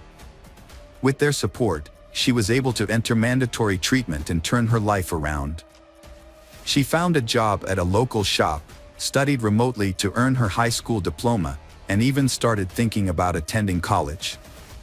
Rory also started a serious relationship with a boy named Anthony, and they decided to move in together in the spring of 2017. When Rory discovered she was pregnant, she was nearly 18 and felt ready to take on the responsibility of motherhood. Her mother supported her decision, but was unaware that Rory had started using illicit substances again. In mid-August, Rory met with Crane at a shopping center. Crane had been keeping an eye on her for 18 months to ensure she didn't fall back into her old habits. During their meeting, Rory revealed that she had started using drugs again and had lost her job a month prior. She also admitted to exchanging intimate favors for money or drugs. Crane was deeply concerned and promised to help. He asked Rory to wait while he made a call to arrange for her to be hospitalized. However, when he returned, Rory was gone. The next day, Rory's mother and uncle took her to the hospital after finding her in a state of incoherence due to substance use. They left her in the emergency room queue for about an hour, but when they returned, Rory was nowhere to be found. Security footage showed that she had simply gotten up and walked out of the hospital. Her family reported her missing the following day, but despite a thorough search and widespread social media attention, Rory was never seen again. Rory's exact circumstances of arrival at Adam's house are unknown, but it is probable that she went there seeking drugs in exchange for sex. The investigation started when Adam informed the police about the location of Rory's remaining body parts. Initially, investigators anticipated Adam would admit to the crime, but when he was taken to the station, he became uncooperative, refused to answer questions, and denied any involvement in Rory's death, all while remaining calm. The only charge filed against Adam was desecration of a body, as there was not enough direct evidence to link him to the murder. Despite his lawyer's efforts, Adam was not granted bail and stayed in jail until his trial. Investigators attempted to get Adam to reveal more information by provoking an emotional response, but he remained cautious and avoided discussing Rory's visit to his house and his potential involvement in her death. However, Adam freely talked about his interest in bladed weapons and his large collection of knives. A search of Adam's house uncovered a significant piece of evidence, a dirty hunting knife hidden in a closet with dried skin fragments that appeared to be human. DNA testing revealed that the samples on the knife did not match Rory's, but belonged to someone else. It took several months to identify the person, but by July 2017, investigators had confirmed that the DNA on the knife belonged to Candace Fitzpatrick, she who had gone missing about 10 years earlier. Candace shared many similarities with Rory Hash. Both struggled with addiction and had run-ins with the law. They came from troubled families and often ran away from home, sometimes disappearing for months at a time. To survive, they would often exchange sex for food and other necessities. Candace was born in 1989 and was 18 when she disappeared. Her family did not realize she was missing until almost 2 years later, by which time any potential leads had gone cold. Many people believe that Candace's lifestyle and social circle meant she could have gone anywhere. For 10 years, her parents thought she might have run away and would eventually return home. However, news from law enforcement in 2018 destroyed their hope of ever seeing their daughter alive again. A striking feature of the case was the physical resemblance between Candace and another victim, who was the same age. The police believed they had caught a serial offender. The suspect, Adam, also confessed to harming Candace. However, Adam refused to provide information about Rory unless the police agreed to improve his prison conditions. He wanted a private cell, a large TV, internet, and his favorite meals. Although law enforcement was outraged by Adam's demands, they agreed in order to gain valuable information. Adam began by sharing his troubled childhood, revealing that he was abused by his stepfather from age 5 and started harming animals at age 7, deriving physical pleasure from these acts. He also discussed his unusual intimate preferences and expressed frustration at not finding a partner who shared these interests. When discussing Rory, Adam described in detail how he had dismembered her, seemingly taking pleasure in the act, but later regretted his plumbing had failed him. However, when questioned by police, Adam denied responsibility for her death, claiming she had died from an overdose and he had only disposed of the body. When asked about Candace, a case from 10 years prior, Adam was caught off guard and attempted to learn how the police had discovered the connection. Upon hearing about the human remains found on an old knife, Adam became subdued and regretted not taking better precautions to avoid detection. He admitted to meeting Candace but denied killing her. Despite a lack of evidence to support his claims, Adam unintentionally incriminated himself during the investigation. In an attempt to gain sympathy, he shared his account of events. However, when informed that the victim, Rory, was pregnant at the time of her death, Adam strongly denied this fact. The police noted that the pregnancy was in its early stages, and therefore not visibly apparent. Adam claimed that he would have noticed if she was pregnant, sparking a realization among the investigators that he would stop at nothing to argue his point. To uncover more information, the police told Adam that Rory was pregnant, which led him to attempt to prove the contrary.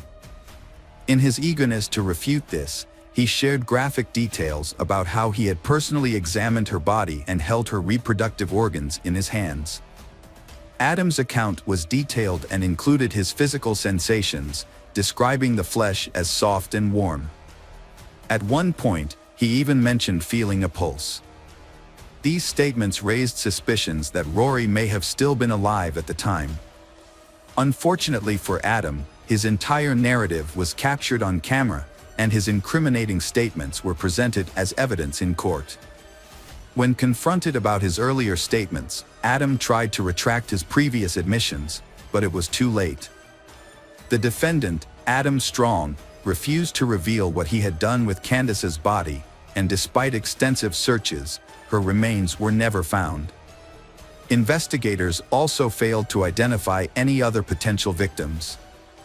During one of the final interrogations, Strong showed no remorse, saying, "I don't know if it matters, but I'd like to extend my condolences to her parents." During the trial, Strong's lawyers argued that he was mentally ill and therefore not responsible for his actions, claiming he needed medical treatment rather than punishment. However, the court had to decide whether he was sane and accountable for his crimes or if he should be committed to a psychiatric facility instead of serving time in prison. A psychiatric evaluation found that although Strong had certain mental health disorders, he was aware of his actions and could be held legally responsible. Strong's trial began in September 2020, 3 years after Rory's death and 12 years after Candace disappeared. He was charged with 2 counts of murder and desecration of Rory's remains. Although he never admitted guilt, the evidence found in his home and his statements during interrogations confirmed his involvement in these horrific crimes. 4 of Adam's former partners testified against him, describing his cruel and violent behavior. The prosecution presented evidence that Adam had lured 2 women to his home with promises of money in exchange for intimate services that catered to his specific preferences. Once they were in his home, he would immobilize and torment them for an extended period.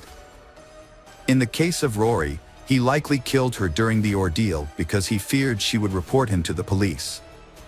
On September 4th, a signal from Adam's phone was detected near the city harbor, where he had discarded Rory's torso, hoping the current would carry it away. In April 2021, Adam Strong was found guilty of murdering Candace Fitzpatrick and Rory Hash, as well as desecrating Rory's remains. He was sentenced to life in prison without the possibility of parole. Adam showed little remorse, stating that his prison cell was an improvement over his previous living conditions. 6 months after his sentencing, Adam unexpectedly revealed the location of Candace's remains. Following his directions, the police conducted a months-long search that ultimately led to the discovery of human bones. DNA testing confirmed the skeleton's identity as young Candace Fitzpatrick, and this was officially announced. Investigators now strongly suspect that there may be at least one more female victim in the Adam case. During Adam's initial interrogation, his personal belongings were seized, including a chain with 3 rings. Adam asked for the chain's return, explaining that the rings held sentimental value and he didn't want to lose them. Relatives of Rory and Candace later identified 2 of the rings as belonging to their daughters, but the origin of the 3rd ring remains unknown. Hello friends, welcome to our channel. Today we're going to take a look at another horrible case with you. The case of Rachel O'Reilly. Rachel O'Reilly was born in 1974 in County Dublin, Ireland. Her biological parents are unknown, but she was adopted at a young age by Rose and Jim Calley, who raised her along with their 4 other adopted children. Rachel was a responsible and driven child. She excelled in school, played sports, helped with household chores, and never caused any trouble. As she grew up, she became a sociable, open, and exceptionally kind person.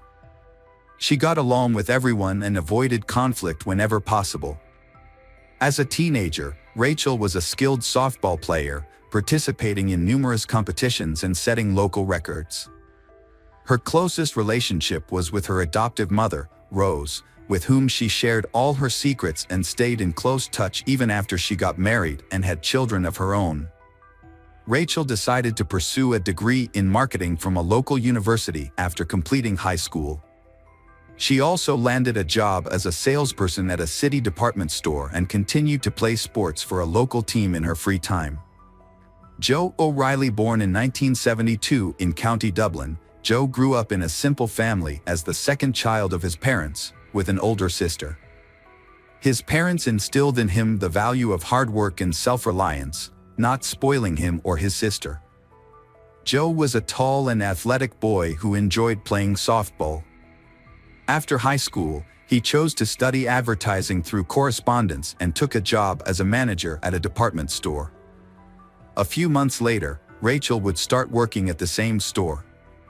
Joe was 19 years old when he first met Rachel, who was just 17. He was immediately drawn to her and introduced himself, but despite being charmed by her bright smile and blonde hair, she refused to go on a date with him. Undeterred, Joe began to try to win her over, showering her with compliments and small gifts, such as flowers and chocolates, which he would leave at her workstation in the morning.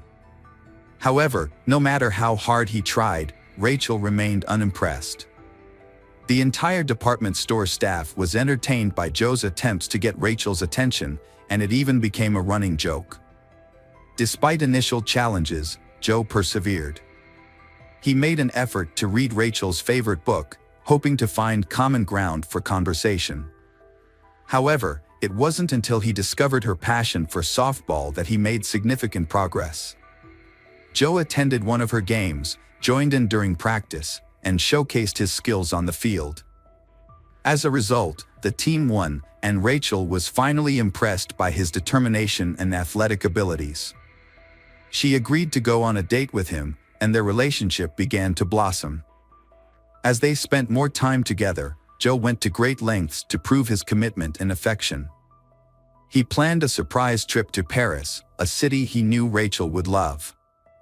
In a romantic gesture, he proposed to her at the top of the Eiffel Tower. Rachel was overwhelmed by the surprise and happily accepted his proposal. She thought she had found her perfect match, a true prince who would make her happy for the rest of her life. A few years after their wedding, they had 2 sons. They moved to a peaceful and scenic area in Scotland, where they bought a spacious and cozy home, ideal for raising their children. After the birth of their first son, Rachel left her job to focus on taking care of her family. 2 years later, their second son was born, and Rachel dedicated herself to raising their children. Meanwhile, Joe secured a job at an advertising agency, specializing in outdoor advertising, which proved to be a successful career move for him. Those who knew Joe personally described him as a confident, driven, and charming individual. At work, he demonstrated his responsibility, expertise, and attention to detail. As they grew older and started attending kindergarten, Rachel began working as a distributor for a popular cosmetics company and selling household goods to earn extra income. This job allowed her to interact more with her neighbors, who praised her as a wonderful mother and a kind, open person. Meanwhile, Joe became increasingly absent from home, only returning to sleep, shower, and change clothes. He attributed his absence to his demanding work schedule and an upcoming promotion he was eagerly anticipating. Rachel supported Joe as best she could, but as time passed, they started to drift apart, and their family relationships began to deteriorate significantly. A disturbing incident occurred in the summer of 2004 when an anonymous person sent a letter to Child Protective Services, falsely accusing Rachel of being a bad mother who mistreated her sons. In response, a special commission visited their home to investigate the allegations. Although the investigation found no evidence of wrongdoing, and relatives and neighbors described Rachel as a loving and caring mother, the malicious letter damaged her reputation. On the morning of Monday, October 4, 2004, the O'Reilly household began as usual. Joe, the father, left for work at dawn while his wife, Rachel, and their sons were still asleep. Throughout the day, Joe tried to contact Rachel by texting and calling her, but she didn't respond. He then called their home phone, but the answering machine picked up, and Joe left a worried message, asking Rachel to call him back as soon as possible. Later that afternoon, Joe received a call from the kindergarten teacher, informing him that Rachel had not arrived to pick up their sons, which was unusual. Joe then called his mother-in-law, Rose, to ask if she knew Rachel's whereabouts. When Rose said she didn't know, Joe asked her to check on their house and see if everything was okay. Meanwhile, Joe went to the kindergarten to pick up the children. When Rose arrived at the house, she found Rachel's car in the yard, indicating that Rachel was home. However, the house was dark and quiet, and Rose's calls went unanswered. As Rose entered the house, she was immediately struck by the scene of chaos before her. Cabinets and drawers were open, with their contents scattered all over the floor, giving the appearance of a robbery.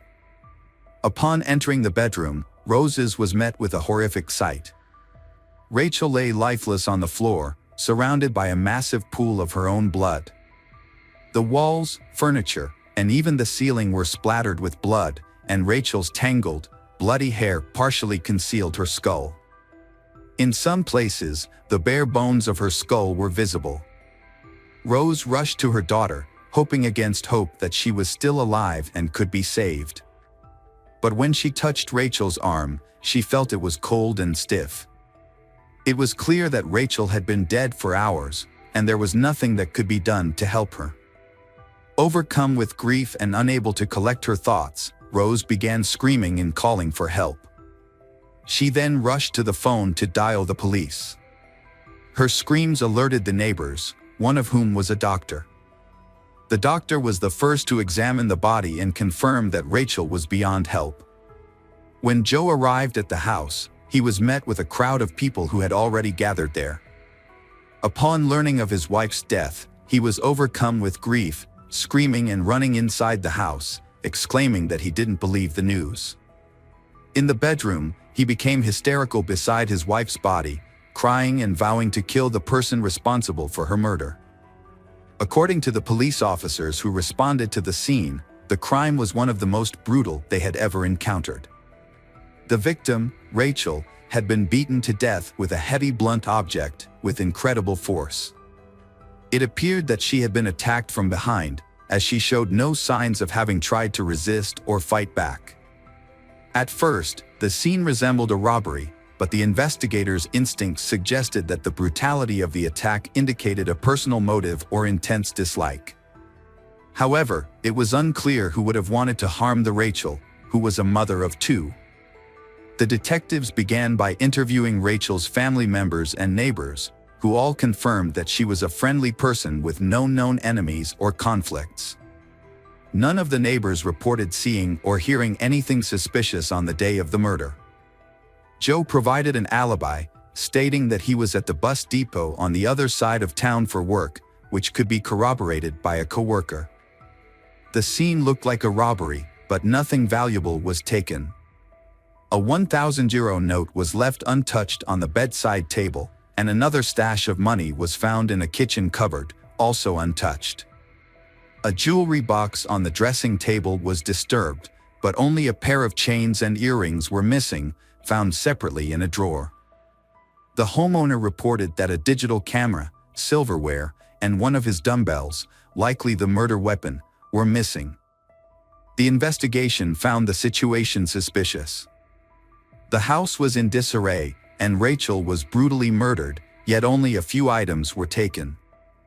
Joe, answering police questions, was visibly shaken, crying, and feverish. However, one investigator believed that Joe's behavior seemed more like nervous excitement than grief or shock. When asked if his wife might have had an affair, Joe's demeanor changed, and he confidently denied it. He then added that he had not cheated on his wife, but this statement seemed unconvincing. A bag containing stolen items from the house was discovered in the bushes, 2 miles from the crime scene. The bag held a camera, silverware, and a few pieces of jewelry, all of which were on the list of stolen items compiled by Joe.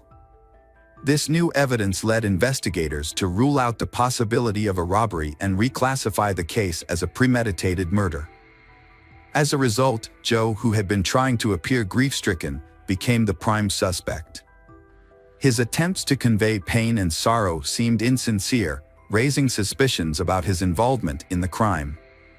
Joe didn't have an alibi to present, so the detectives had to investigate the details of his day to piece together what happened. According to Joe, he started the morning by stopping at the gym, a routine he followed regularly. The surveillance cameras in the gym's parking lot and inside the gym confirmed his presence. After his gym visit, Joe drove to the office and then headed to a remote bus station in the city to check on the placement of advertisements on buses. A colleague corroborated Joe's account, recalling a phone conversation they had around that time. The investigators then visited Joe's workplace to inspect his computer. This led to a significant discovery. Joe's email contained some suspicious messages that he had partially deleted. Specialists were able to recover the deleted emails, and the police became convinced they were on the right track. Most of the recovered emails were exchanges with Joe's friend and sister, in which he frequently complained about his wife, Rachel, using derogatory language and profanity. Joe's wife had not been attractive to him for a long time, and in fact, he felt a strong sense of disgust towards her. Meanwhile, investigators discovered a suspicious correspondence between Joe and a female colleague named Nikki Pell. Their communication suggested that they were more than just friends and warranted further questioning. Nikki Pell worked at the same advertising company as Joe and was 10 years his senior. Despite their age difference, they had begun an affair. It was unclear when exactly their workplace romance started, but it was evident that Joe spent a significant amount of time with Nikki, often staying late into the evenings and even nights. Joe's wife was unaware of this and was misled into believing that he was busy with work.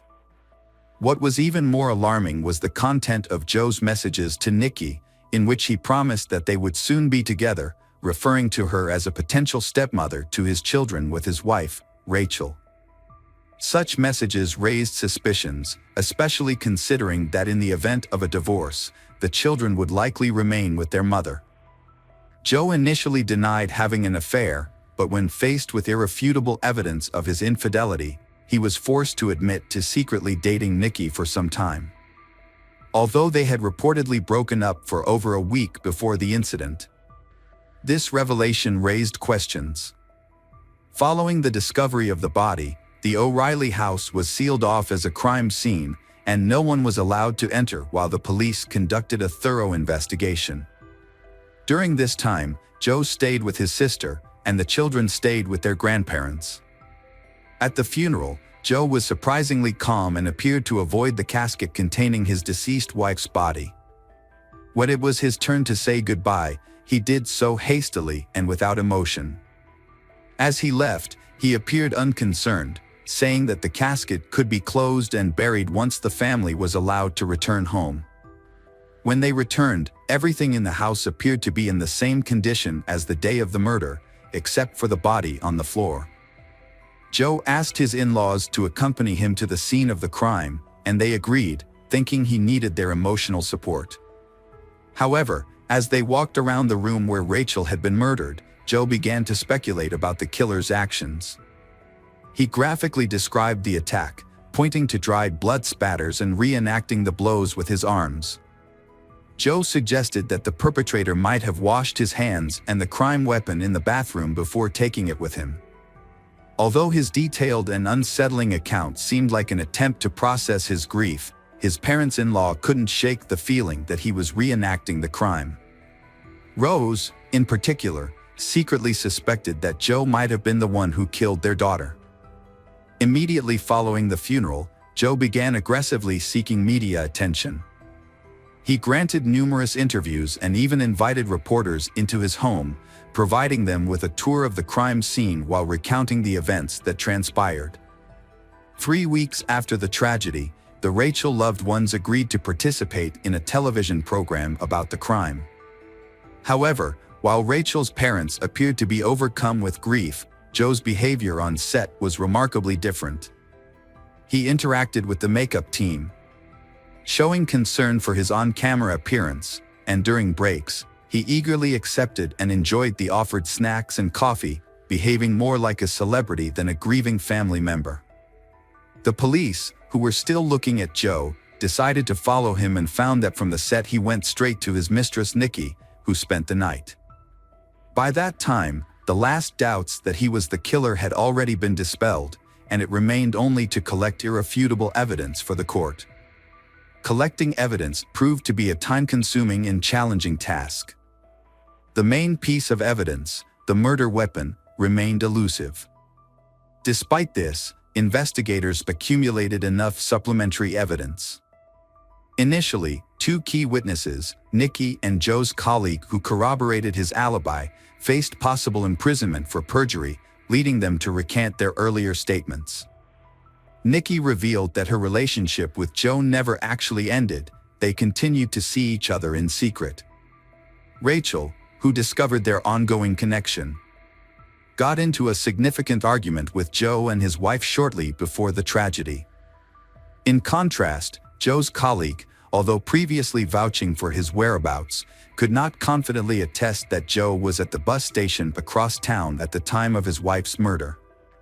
He unknowingly corroborated his friend's story at his request, unaware that Joe was a suspect in the crime at the time.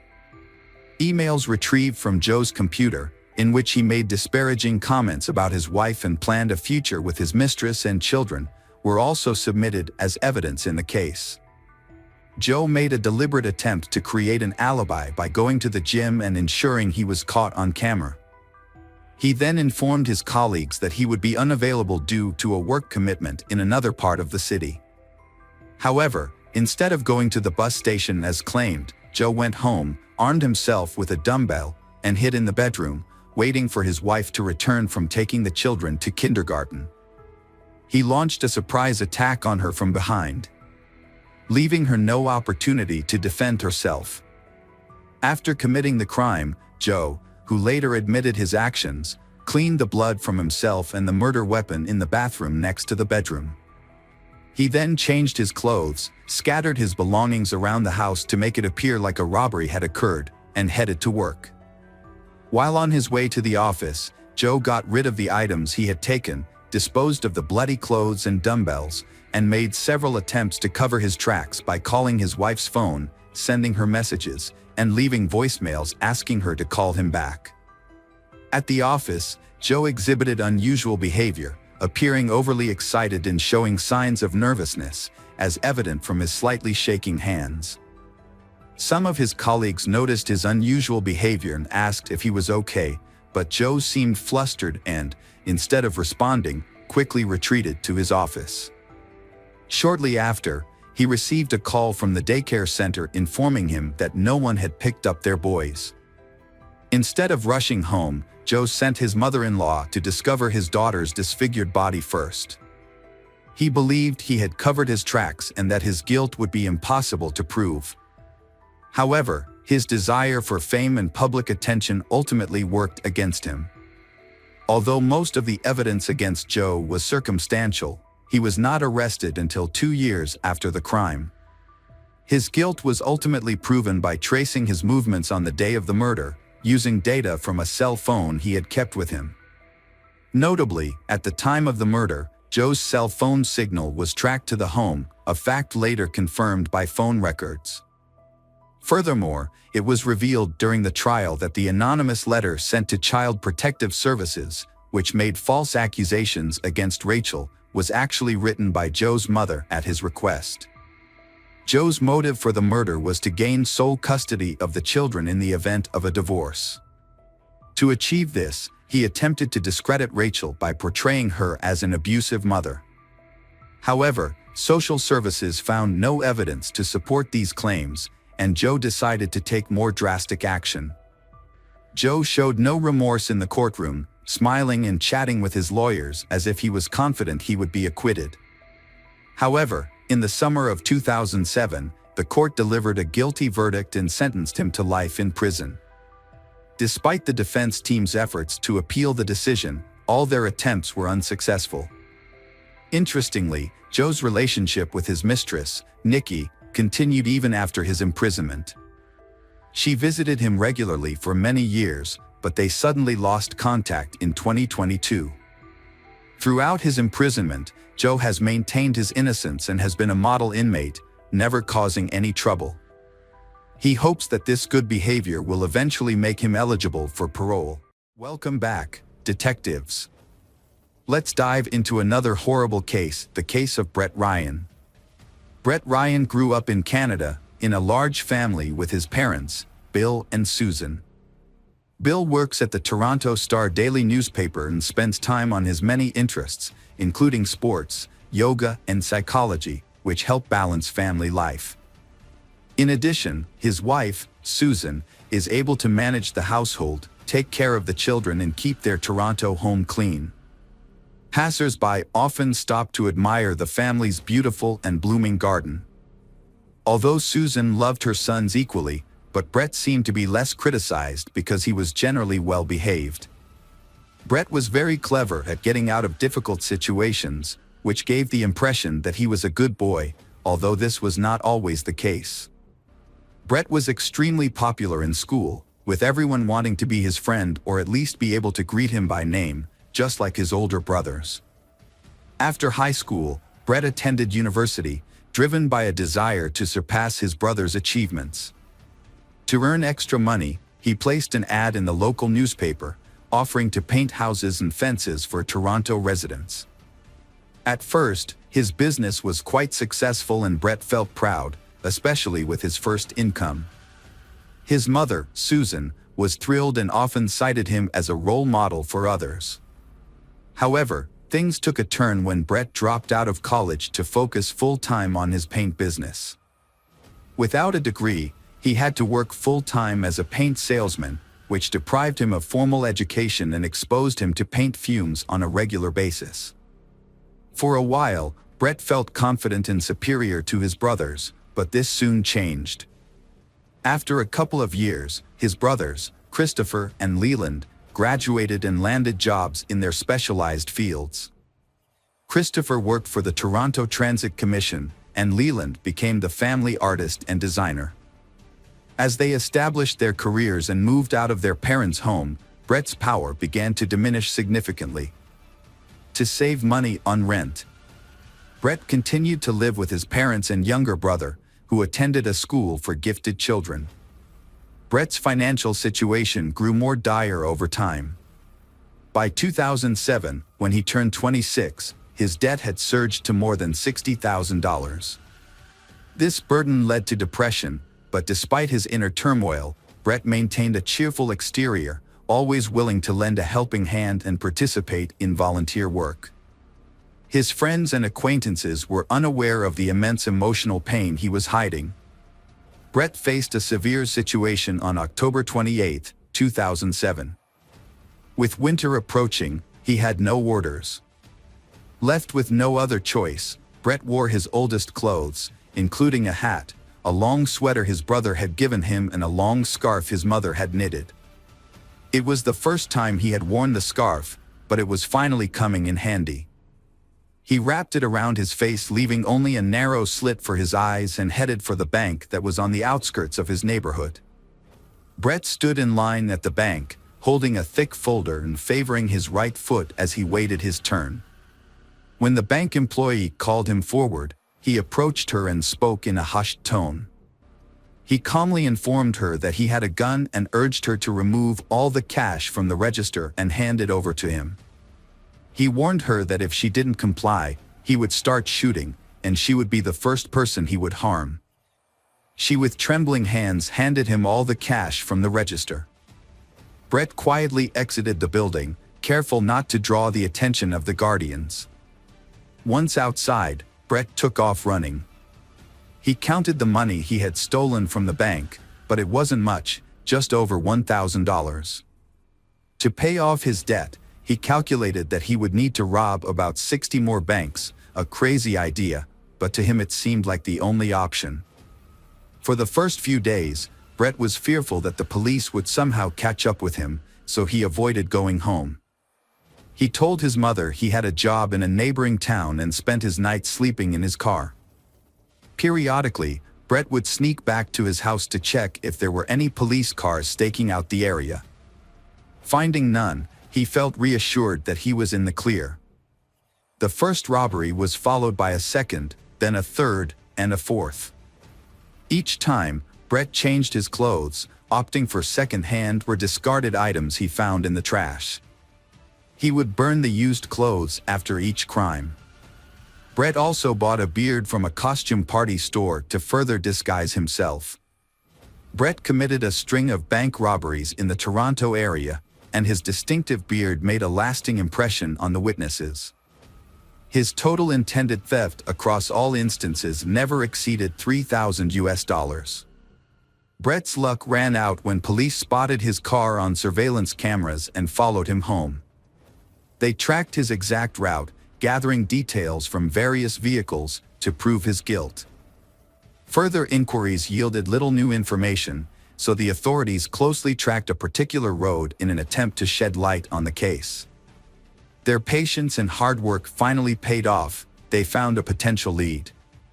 This person of interest, a bearded man, was found walking alone near a bank and was promptly detained by the officer for further investigation. Brett was under investigation for 7 months before being charged with robbery with a firearm, despite having a gun permit.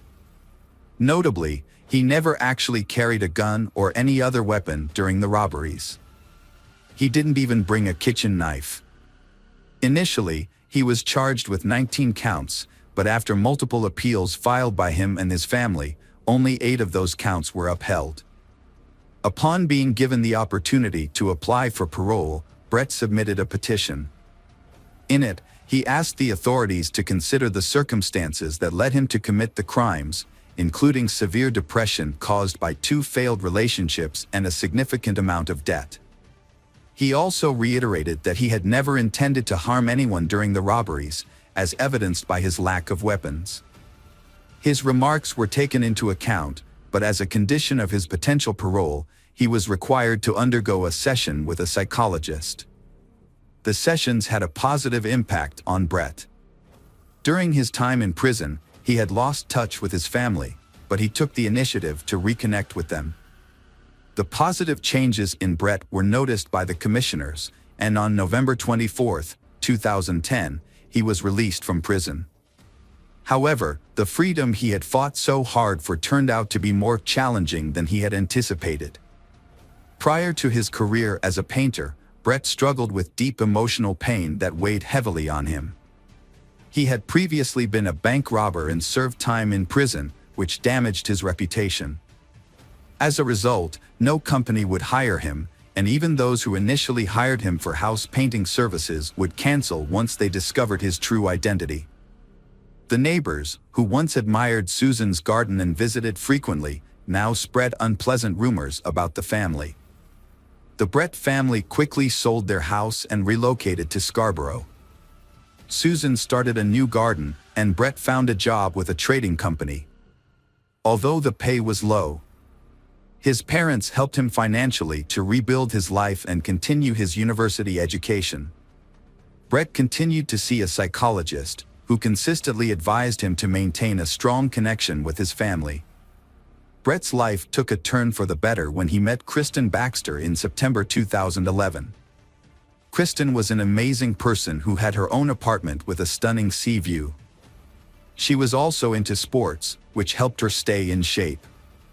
What Brett appreciated most about her was that she didn't care about his past. They enjoyed traveling together, including a trip to Australia. Brett's parents were thrilled to see their son in a happy relationship and were confident that Kristen would encourage him to reach his full potential. However, just when everything was going well, tragedy struck. Brett's father passed away, leaving him in shock and sending him into a depressive state. As a result, Brett started visiting his psychologist more frequently to cope with his emotions. Brett was juggling 2 responsibilities: supporting his mother financially and nurturing his relationship with Kristen. They were both young adults, eager to build a stronger and more significant relationship with each other. Brett fell deeply in love with Kristen and decided to carry out an important plan. He had some savings and, after discussing his plans with his mother, decided to propose to Kristen with a ring. His mother supported his decision and gave him money to buy a ring. Although Kristen didn't need an expensive gift, Brett chose a gold ring with a large diamond to make the proposal special. Kristen happily accepted his proposal. As they began planning their wedding, Brett agreed with Kristen's decisions, but he was worried about the high costs and how they would affect his job. Brett found a job opening at a large technology company on the internet and applied for it. He updated his resume and submitted it, and was even invited for an interview, which he successfully passed. As a result, he was offered the job and was thrilled. He eagerly shared the news with his fiancée and mother, and asked them for money to buy an expensive suit for work. His mother agreed to help him, and he purchased the suit. However, just as Brett was about to start his new job, the company called him to inform him that they had to withdraw their offer. The security department had discovered his past criminal record, and the company could no longer hire him. This news was devastating for Brett, and his mood plummeted. He felt like giving up on his job search and education, wondering why he was wasting his time applying for jobs that he would never get due to his past mistakes. He decided that it would be better to use the money his mother and brothers had given him for something else. Brett had dropped out of university, but he didn't tell his family or his counselor. To maintain the illusion of success, Brett would wear a suit and tie, then change into casual clothes on the way to his job as a house painter. He would tell his relatives that he worked in an office.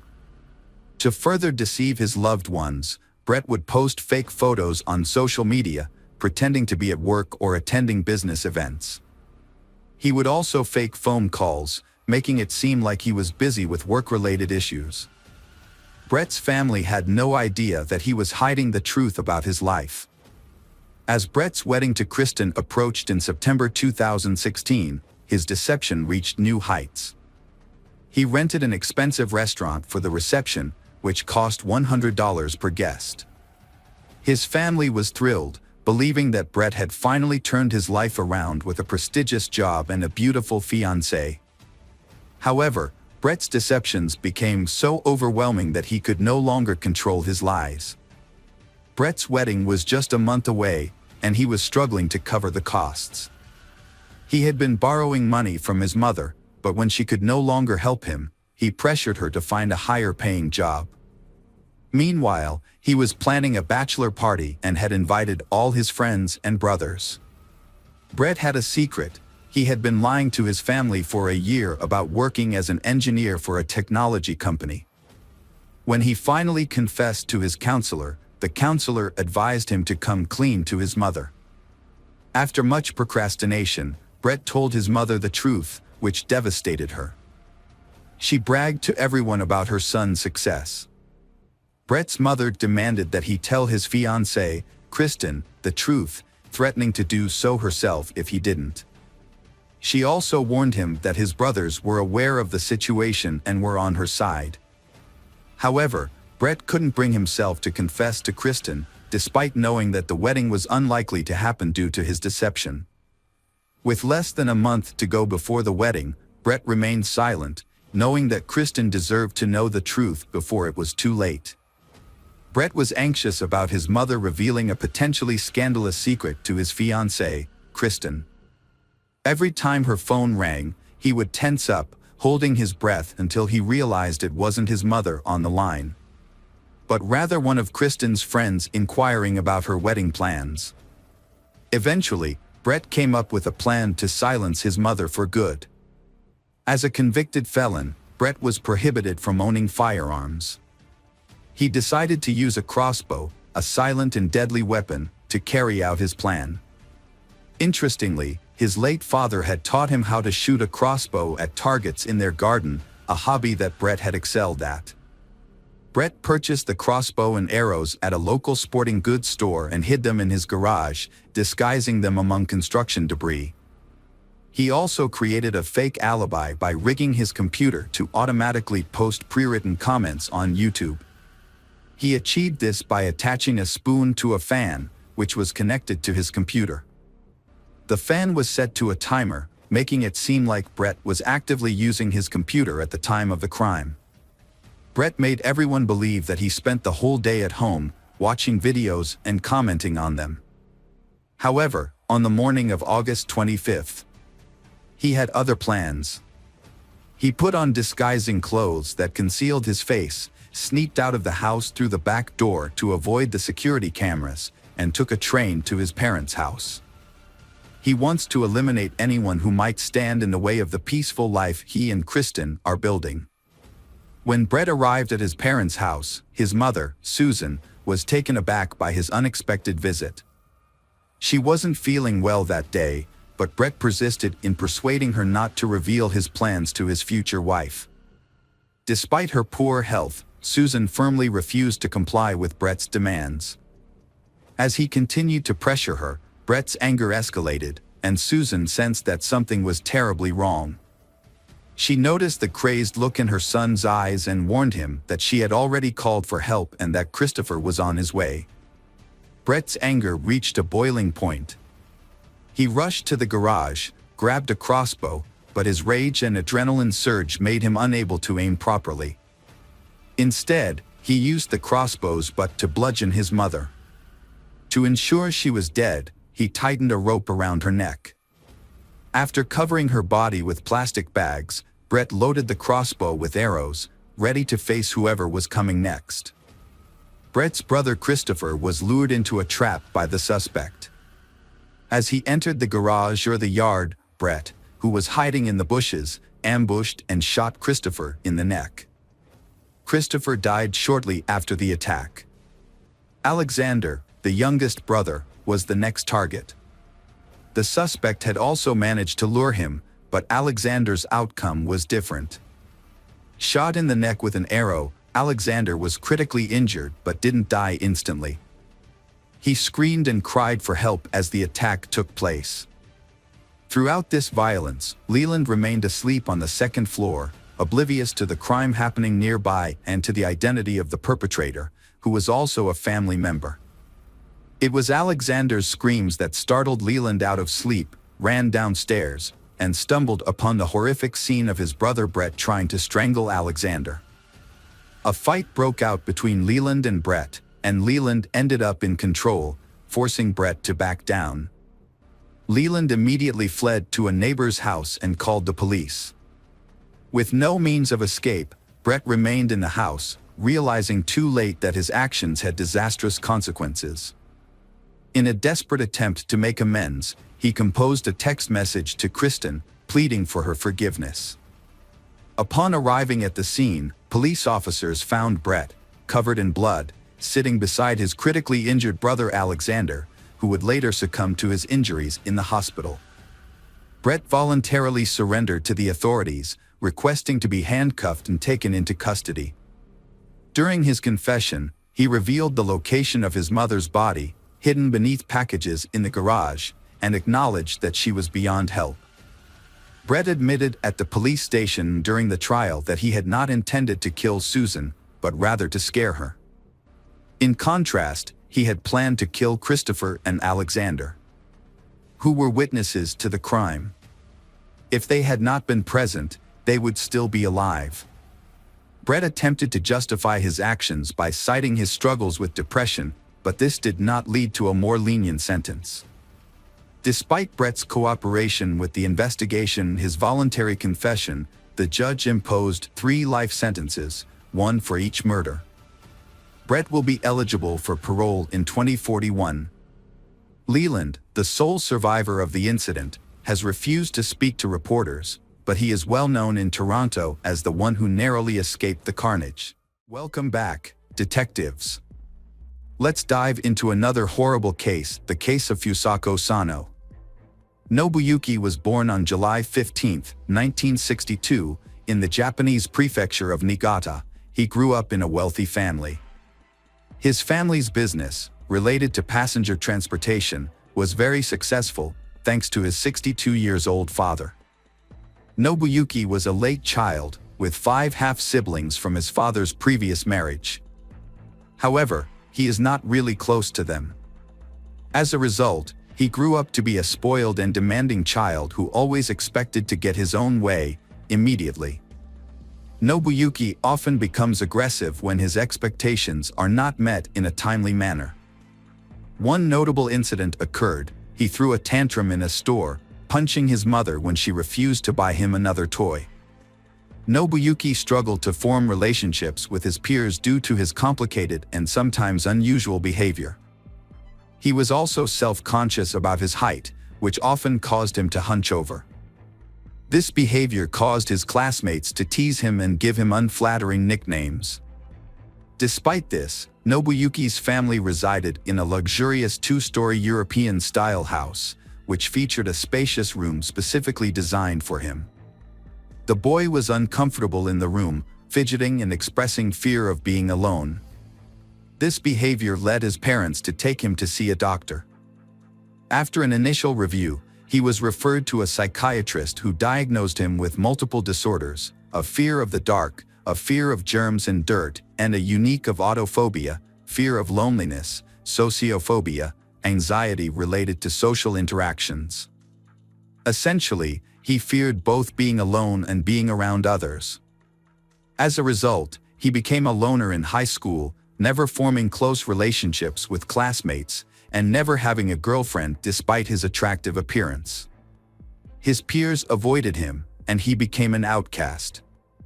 The only people he felt comfortable expressing his anger and frustration to were his elderly parents, who forgave him and tried to calm him down with gifts and money. As an adult, he struggled to hold down a job. He frequently got into conflicts with colleagues, neglected his responsibilities, and would often leave work in the middle of the day for no good reason, such as when it was raining and he felt sad. On one occasion, he intentionally hurt a female coworker, likely trying to get her attention out of sympathy. Although the incident was attributed to an accident, he was fired immediately. After being fired, Nobuyuki became unemployed and relied on his parents' financial support. Over time, he became increasingly reclusive, rarely leaving his room, and frequently clashed with his parents. Following a particularly intense quarrel, Nobuyuki started a fire in his home, nearly destroying the house and putting its occupants in harm's way. Nobuyuki was later admitted to a psychiatric clinic for treatment, where he was diagnosed with a depressive disorder, uncontrollable outbursts of aggression, and signs of misogyny, extreme dislike and hatred of women. After a little over a month of treatment, he was discharged, deemed not to pose an immediate threat to others. For a brief period, Nobuyuki remained calm and even began rebuilding the partially burned house, adding a couple of new rooms. However, his efforts were short-lived, and he eventually abandoned the construction project. Nobuyuki became increasingly withdrawn and isolated.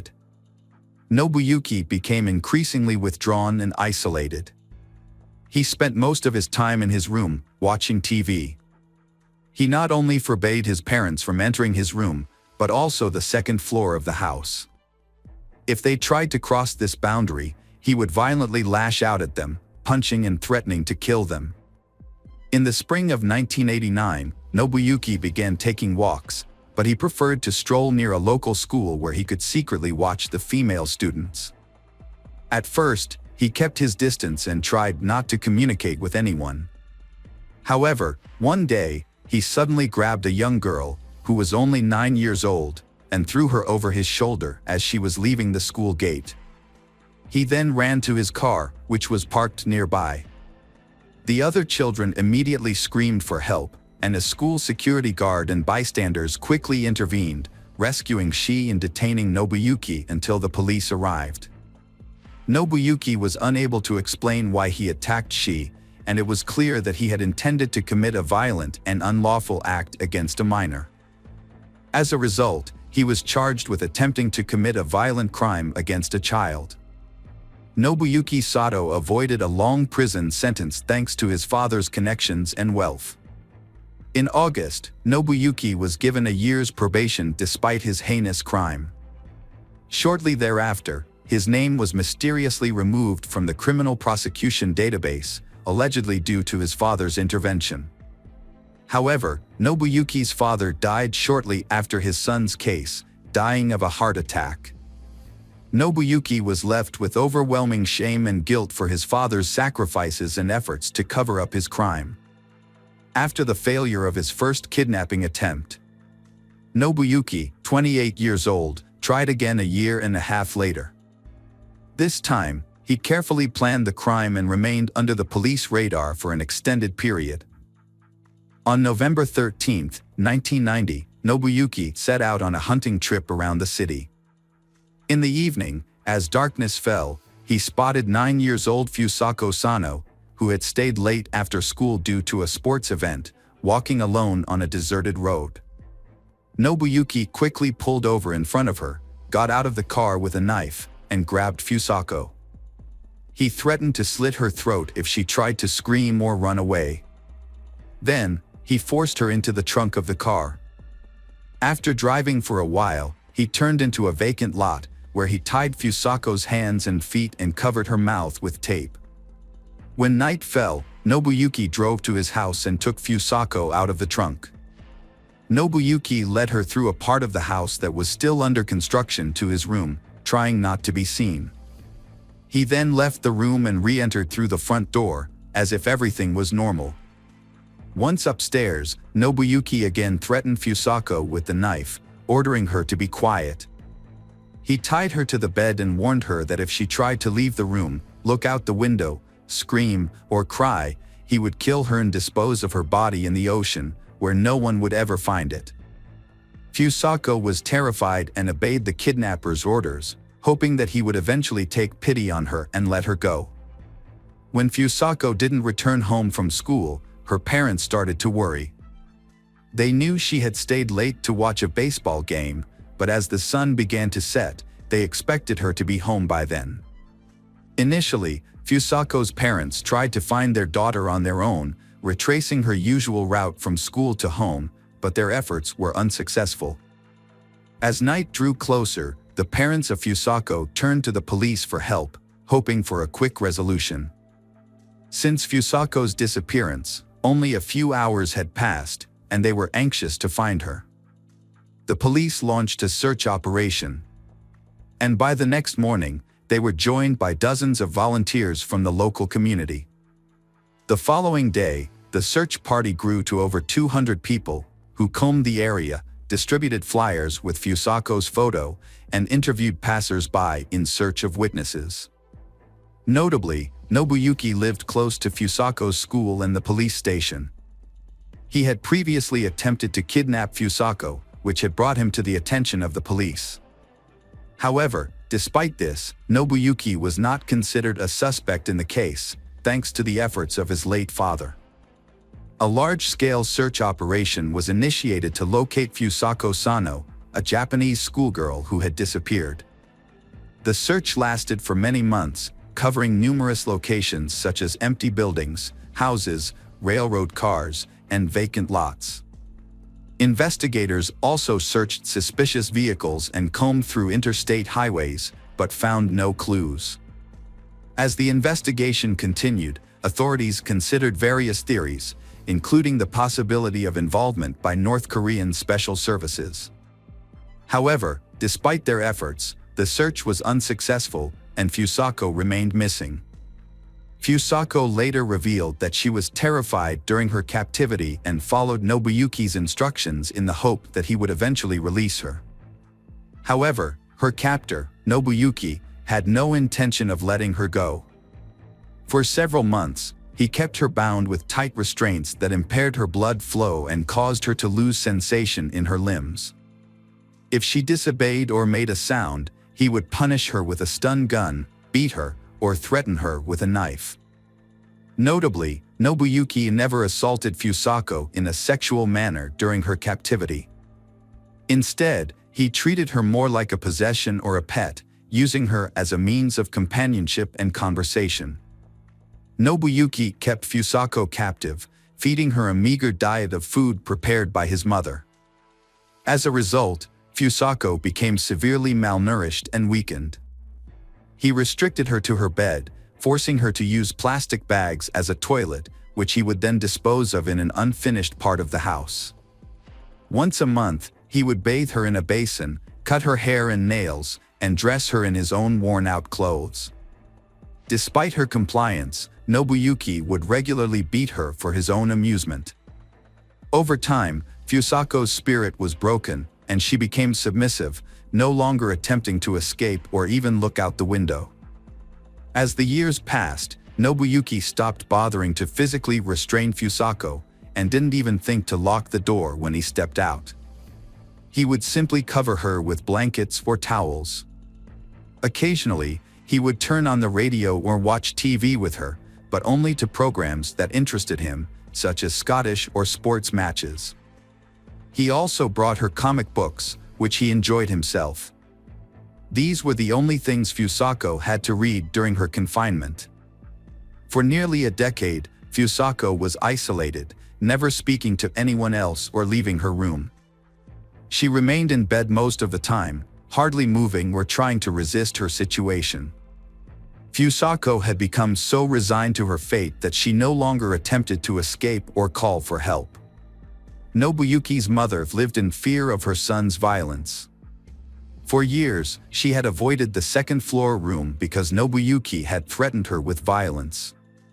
This was not an idle warning, as Nobuyuki actually pushed her down the stairs when she tried to enter the room. She retired in 1996 at the age of 73, and her circumstances became extremely difficult. Nobuyuki regularly abused her, forcing her to follow his rules. Desperate for help, she went to the police in the spring of 1996 and filed a report, stating that she was a victim of domestic violence at the hands of her son. However, the police seemed reluctant to intervene and persuaded her to withdraw her statement, advising her to handle the situation on her own. She also sought help from a public health center, complaining about her son's aggressive behavior and requesting that he be hospitalized for psychiatric evaluation. Her concerns were ignored and she was told her son's actions were not worth worrying about. Instead, she was advised to encourage him to seek help voluntarily. In January 2000, the elderly woman, exhausted from years of physical and emotional abuse, made a desperate call for help. She contacted the hospital and the police, requesting that they send the medical team and officers to her home. Her reason for calling was that her son, Nobuyuki, had brutally beaten her again, tied her up, and used a taser on her multiple times. Authorities finally responded to she's pleas for help and arrived at her house. When the ambulance and police car appeared, Nobuyuki became visibly agitated, aggressive, and resistant. He had to be restrained with handcuffs and sedated with a large dose of medication. Nobuyuki's mother confessed to the authorities that she lived in fear of her son, whose behavior had become increasingly aggressive and uncontrollable. She also revealed that she had not been allowed to access the second floor of her home for years, as Nobuyuki had forbidden it, threatening to kill her if she disobeyed. Upon entering the second floor and Nobuyuki's room, the police made a shocking discovery. A pile of blankets on the bed moved slightly, and when the officers peeled them back, they found a thin, pale, and exhausted girl hiding underneath. When questioned, she identified herself and revealed that she had been kidnapped by Nobuyuki while walking home from school a long time ago. After the discovery, the police brought Nobuyuki's mother into the room to ask if she knew the captive girl. However, she was shocked and claimed she had no idea that anyone else lived in the house besides her and her son. The kidnapped girl also claimed that she had never seen she before. During questioning, Nobuyuki made a shocking confession. He recalled the day he saw Fusako on the road and thought she was cute, so he decided to take her home with him. According to Nobuyuki, he took care of Fusako, feeding her, washing her, dressing her, and reading her comic books. He only punished her when she disobeyed him. Nobuyuki also admitted that he loved Fusako like a friend and believed she felt the same way about him. He had no intention of letting her go and hoped she would stay with him forever. He enjoyed spending time with her, talking to her for hours about soccer, music, or his favorite comic book characters, and she would listen silently.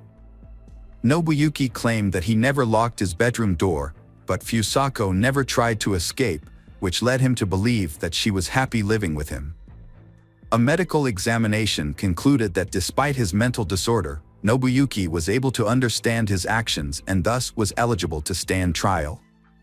However, questions were raised about whether his mother could be held accountable as an accomplice. She often bought feminine hygiene products for her son, which raised suspicions. Despite her repeated efforts to alert authorities and get medical help for her family, her concerns were consistently disregarded.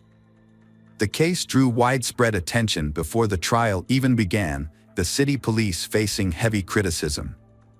Nobuyuki had previously been prosecuted for attempting to kidnap a schoolgirl. But he had managed to avoid suspicion when he carried out his plan. As a result, the local police chief and the head of the regional police department were removed from their posts for failing to control the situation from the start and making numerous mistakes. Nobuyuki Sato went on trial in May 2000. The prosecution thoroughly examined every detail of his actions, including minor offenses. Nobuyuki was found guilty and sentenced to 14 years in prison, the maximum term. He was released in the spring of 2015 after serving his sentence. By then, his mother had passed away in a nursing home, and Nobuyuki had no other relatives. He was found dead about a year and a half later, in early 2017, in a small rented room. The cause of his death was not disclosed. When Fusako was discovered, she was extremely weak and could barely stand. Doctors diagnosed her with exhaustion, dehydration, and muscle atrophy. She also stuttered, was afraid of sunlight, and had lost most of her communication skills. Her parents didn't even recognize their daughter when they saw her after nearly a decade. It took Fusako about a year to recover physically, but her mental health took much longer to heal. She suffered from severe post-traumatic stress disorder and became withdrawn, avoiding people. Her intelligence was also affected, remaining at the level of a 9-10 years old child. Her parents took her out of town, changed her name to Sachiko Yamada, and refused to speak to the press. Over time, Sachiko made friends, took up photography, and even passed her driver's license test. In 2007, a family outing took a devastating turn when her father accidentally drowned in a pond she tragically witnessed. Hello friends, welcome to our channel. Today we're going to take a look at another horrible case with you. The case of Sumner family. Carol and Reggie Sumner raised in Charleston, South Carolina. They were born in the same year, went to the same school, and were even in the same grade. Over time, their childhood friendship blossomed into a deeper affection. Neither of them recalls exactly when they began to develop romantic feelings for each other, but by the time they were 15 years old in 1959, they were dating. Their friends described them as a beautiful and harmonious couple.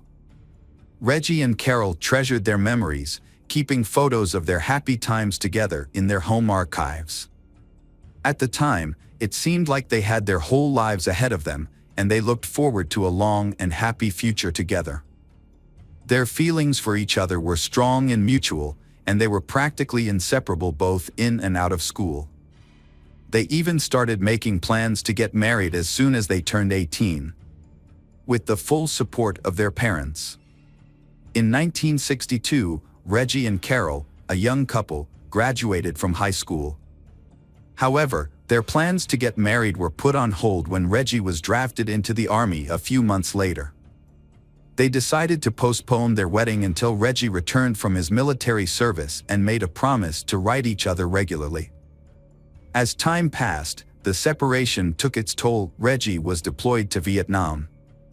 Unfortunately, Carol lost contact with him, and she didn't even know if he was still alive. Despite the uncertainty, Carol continued her education and started working at the Charleston Air Force Base. A few years later, Carol got married, but the marriage was short-lived and ended in divorce. They didn't have any children together. In 1975, Carol married again, this time to Richard Alford, and gave birth to their daughter, Rhonda, in 1977.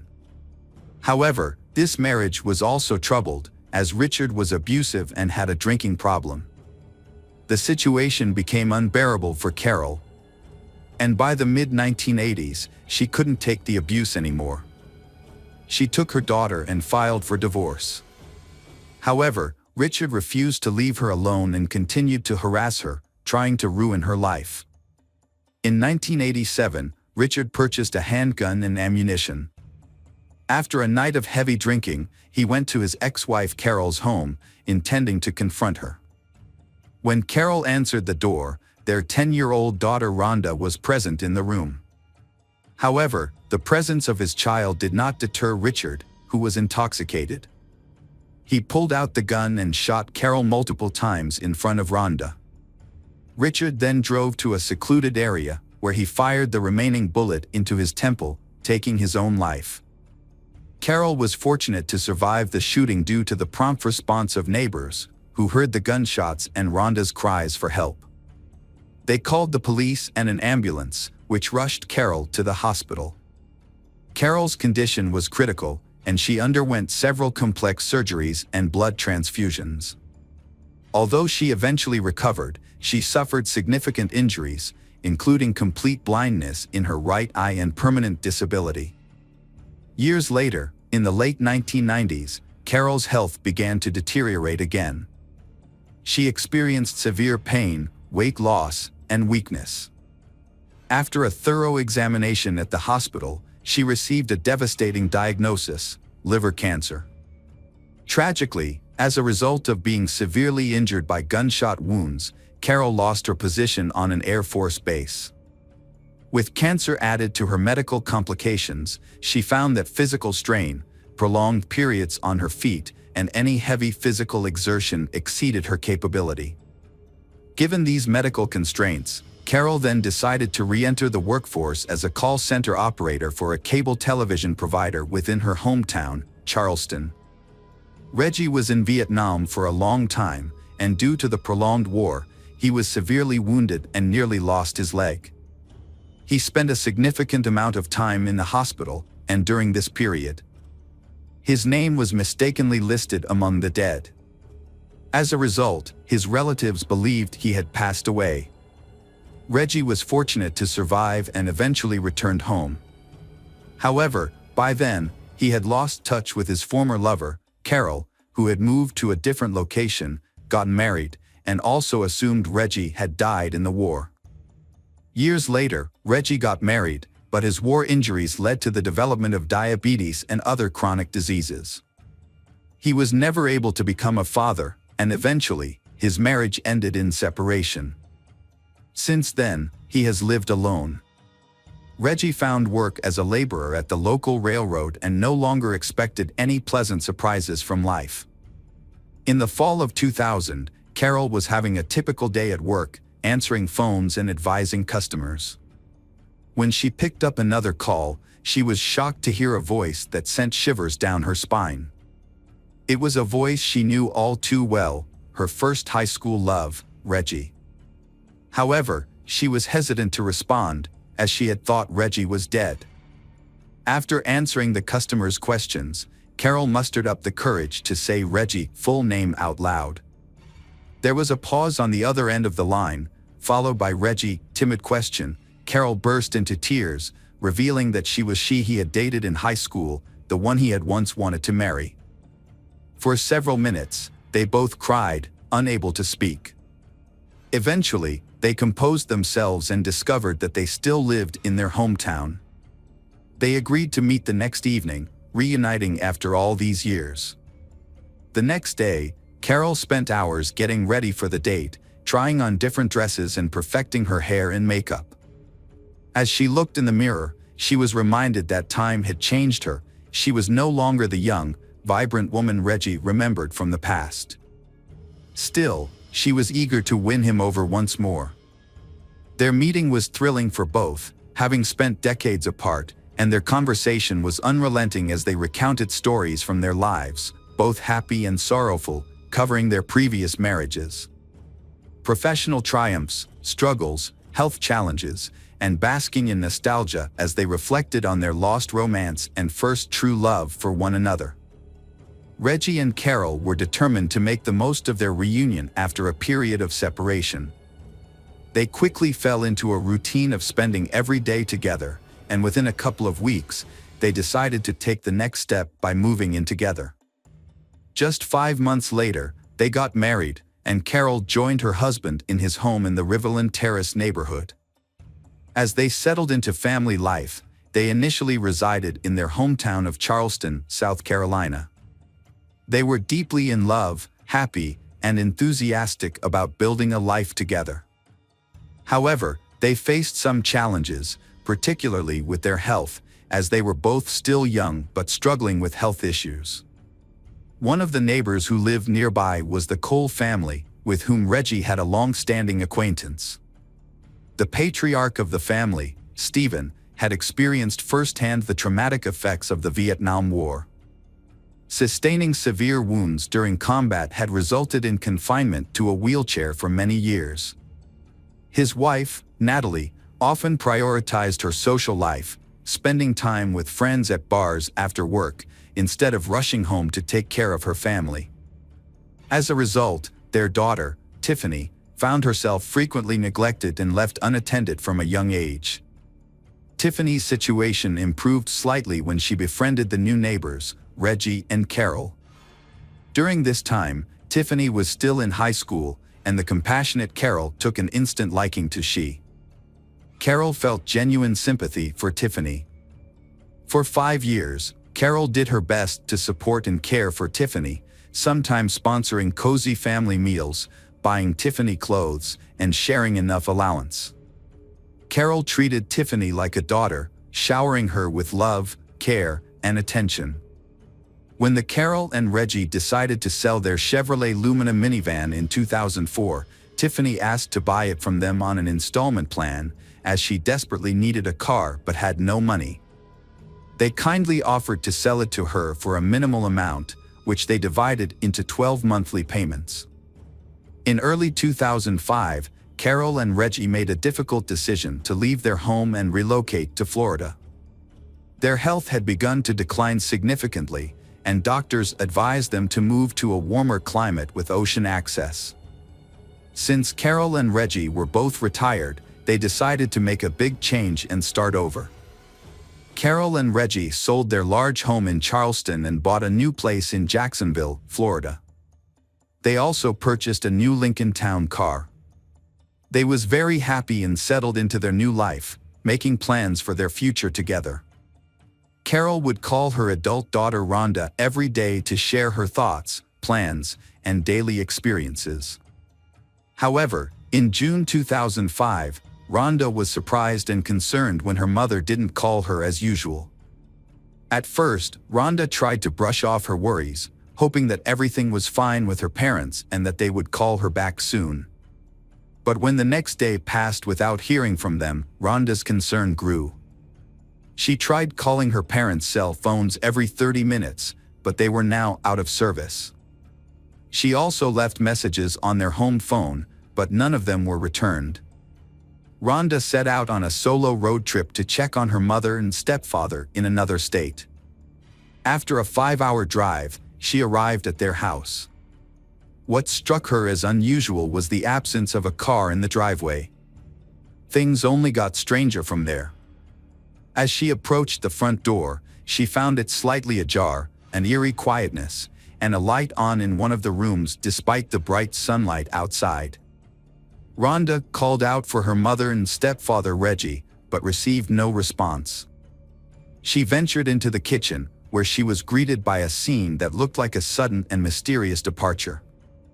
A table was set for two, with food that appeared to have been left untouched for days. The rest of the house was also in disarray, with belongings scattered about and doors and cupboards left open.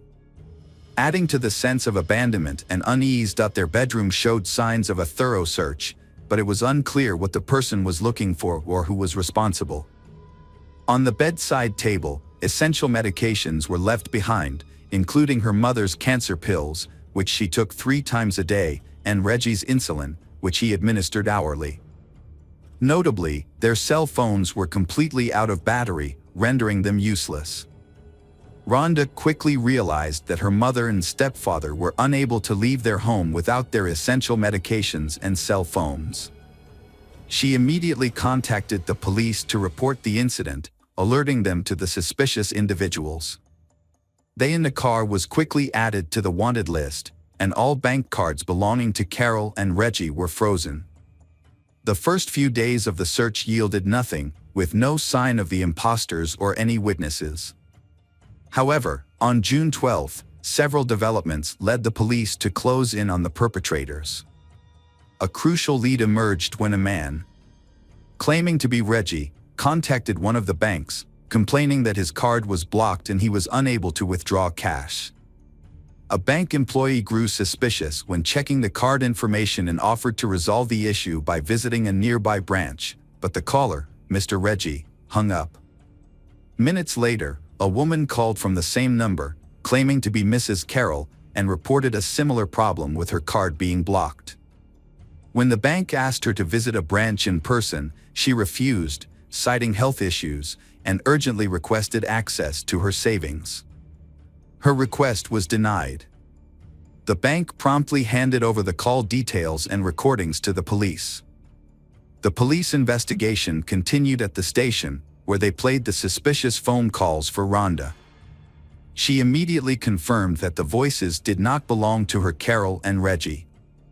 In fact, the voices sounded too young to be them, As a result, the authorities believed that the imposters were likely involved in the Carol and Reggie disappearance, either holding them captive or killing them after extracting information about their bank accounts and cards. The search for the missing couple led to a breakthrough a few days later, when their car was discovered abandoned on a remote road in a wooded area. A thorough examination of the vehicle revealed no signs of blood or struggle in the cabin. However, in the trunk, experts found hair and sweat marks that belonged to they. This suggested that they had been forcibly taken away in the trunk of their own car, leaving little hope for their safe return. The police investigated their bank transactions and found that money had been withdrawn from their account several times after they stopped hearing from their daughter. Reviewing the ATM surveillance footage revealed that the withdrawals were made by a young man who couldn't be identified right away. The police also requested a trace of all calls made from the phone number used by the imposters to contact the bank. Further investigation showed that the SIM card used to make those calls was purchased on a prepaid plan just before they disappeared. Unfortunately, the buyer's identity couldn't be determined, but it was discovered that the number was used to call a car rental company on June 6. Additionally, it was found that someone staying at a hotel had rented a Mazda RX-8 in the name of Tiffany Cole. Later, the same car was seen at the ATMs where the unidentified young man withdrew money from their accounts. A team of investigators used tracking beacons installed in rental cars to locate a Mazda RX-8, which was found parked at a hotel in Charleston. The car was linked to a couple who had been victimized by thieves, who had withdrawn $1,000 from her card and nearly $3,000 from her husband's card. A capture team was quickly dispatched to the hotel, where they burst into the room where the thieves were staying. The room was found to be filled with numerous packages and receipts from various stores, indicating that the thieves had been on a spending spree, purchasing items such as clothing, electronics, video games, cosmetics, perfumes, and expensive liquor. 3 people were found inside the location, clearly caught off guard by the police visit. Tiffany Cole, 23, her boyfriend Michael Jackson, 24, and Alan Lindell Wade, 19, all appeared surprised, confused, and frightened as police placed handcuffs on their wrists. The trio was taken to the police station, separated into different rooms for questioning, and initially pretended to be unaware of the accusations or refused to speak. A search of the premises uncovered significant evidence, including stolen bank cards, the laptop, some of Carol's jewelry, Reggie's expensive coin collection, the keys to their Lincoln Town car, and pawn shop receipts in Tiffany Cole's name. During the investigation, it was discovered that Tiffany had sold some of the stolen jewelry and spent the money with friends. After several hours of interrogation, Tiffany finally began to talk, bursting into tears as she confessed that she and her friends had robbed the elderly couple but claimed no further harm was done. The group then went on the run, using the stolen money for their own gain. Tiffany also implicated another individual, Bruce Kent Nixon, 19, who was paid $300 for his assistance in the crime. She stated that they never saw Bruce Kent Nixon again after the incident. Bruce Kent Nixon's decision to commit a crime was motivated by a promise of a fixed amount of money, which he quickly spent on illicit substances. As a result, he did not make an effort to hide or flee, living in the same city of Charleston. He was eventually arrested at his parents' home. It began in May 2005, when Tiffany visited the Summers to make a payment on a car she had purchased 6 months prior. The Summers, Carol, and Reggie were known for their hospitality and would often invite Tiffany to stay overnight or for a few days, treating her to good food and gifts. On this particular occasion, Tiffany arrived with her new boyfriend, and they were both welcomed to dinner and invited to stay overnight. During dinner, the Summers discussed their new life, and Carol inadvertently revealed that they had nearly $100,000 left over from the sale of their Charleston home, which they intended to use to enjoy their retirement without financial worries. Unbeknownst to her, Carol's careless comment sealed her in her husband's fate. Tiffany and Michael exchanged a telling glance, and that night, they began secretly plotting to get their hands on the summer's substantial sum of money. In the morning, Tiffany and Michael bid they farewell and returned to South Carolina. Within a couple of weeks, they recruited accomplices and assigned roles and responsibilities. They then set their plan in motion. On June 6th, Tiffany rented an unassuming car. Meanwhile, Bruce Kent Nixon and Alan stole 4 shovels. Together, they drove to the outskirts of Jacksonville, where they identified a secluded spot in the woods and started digging a deep hole, which would ultimately become the summer's grave. On the morning of July 8th, Tiffany purchased rope and duct tape from a hardware store, which she later provided to her accomplices, Bruce Kent Nixon and Alan. That evening, Bruce Kent Nixon and Alan approached the home of their intended victim, pretending to need assistance and asking to use the phone. Despite finding the young men suspicious, the homeowner, Carol, allowed them to enter. As soon as they were inside, they attacked Carol and her husband, who had rushed to her aid, threatening them with a toy gun. The Carol and Reggie was then bound with duct tape, blindfolded, and interrogated about the location of valuable items in the house, including their bank account information and PIN codes. They provided this information in an attempt to save their lives, as they were subjected to torture and death threats. After obtaining the necessary details, 2 additional individuals entered the house, assisting in dragging the Carol and Reggie into the backyard. They was then forced into the trunk of their own car, a Lincoln, which was being driven by Alan and Bruce Kent Nixon. Following behind them in a rented Mazda ARX-8 were Tiffany and Michael. The plan was that if a police patrol intercepted the car carrying the captive couple, a second car would draw the officers' attention away by recklessly speeding or breaking traffic rules. However, no police were encountered, and both cars reached their destination without incident. In the trunk, Reggie managed to free his arm and remove the bandages and duct tape covering his and his wife's faces, allowing them to breathe. However, there was no time to make any further attempts to escape. As the trunk lid opened, the Carol and Reggie was shocked and bewildered to see among their kidnappers Tiffany and her boyfriend, who had visited them recently. The kidnappers led the captive Carol and Reggie several dozen meters through the woods to a pre-dug grave. The Carol and Reggie begged for mercy, but their pleas fell on deaf ears. The young kidnappers brutally murdered them by burying them alive. According to Bruce Kent Nixon, the kidnappers spent about an hour burying the Carol and Reggie under earth. Throughout the horrific ordeal, the bound and helpless Carol and Reggie cried, confessed their love for each other, and said their goodbyes. The investigation revealed that the spouses had died from suffocation, with soil found in their mouths, respiratory tracts, and stomachs, indicating they had been buried alive. After committing the heinous crime, the perpetrators abandoned the Lincoln in the woods and returned to town in a rented car. They then went to the Sumner house, where they stole all the valuables they could find, before returning to South Carolina to spend their loot. However, their freedom was short-lived, as the stolen cards were blocked after 2 days, and all participants in the crime were arrested 4 days later. During the trial, Bruce Kent Nixon was the only one who fully admitted his guilt from the beginning and cooperated with the investigation, hoping for a lighter sentence.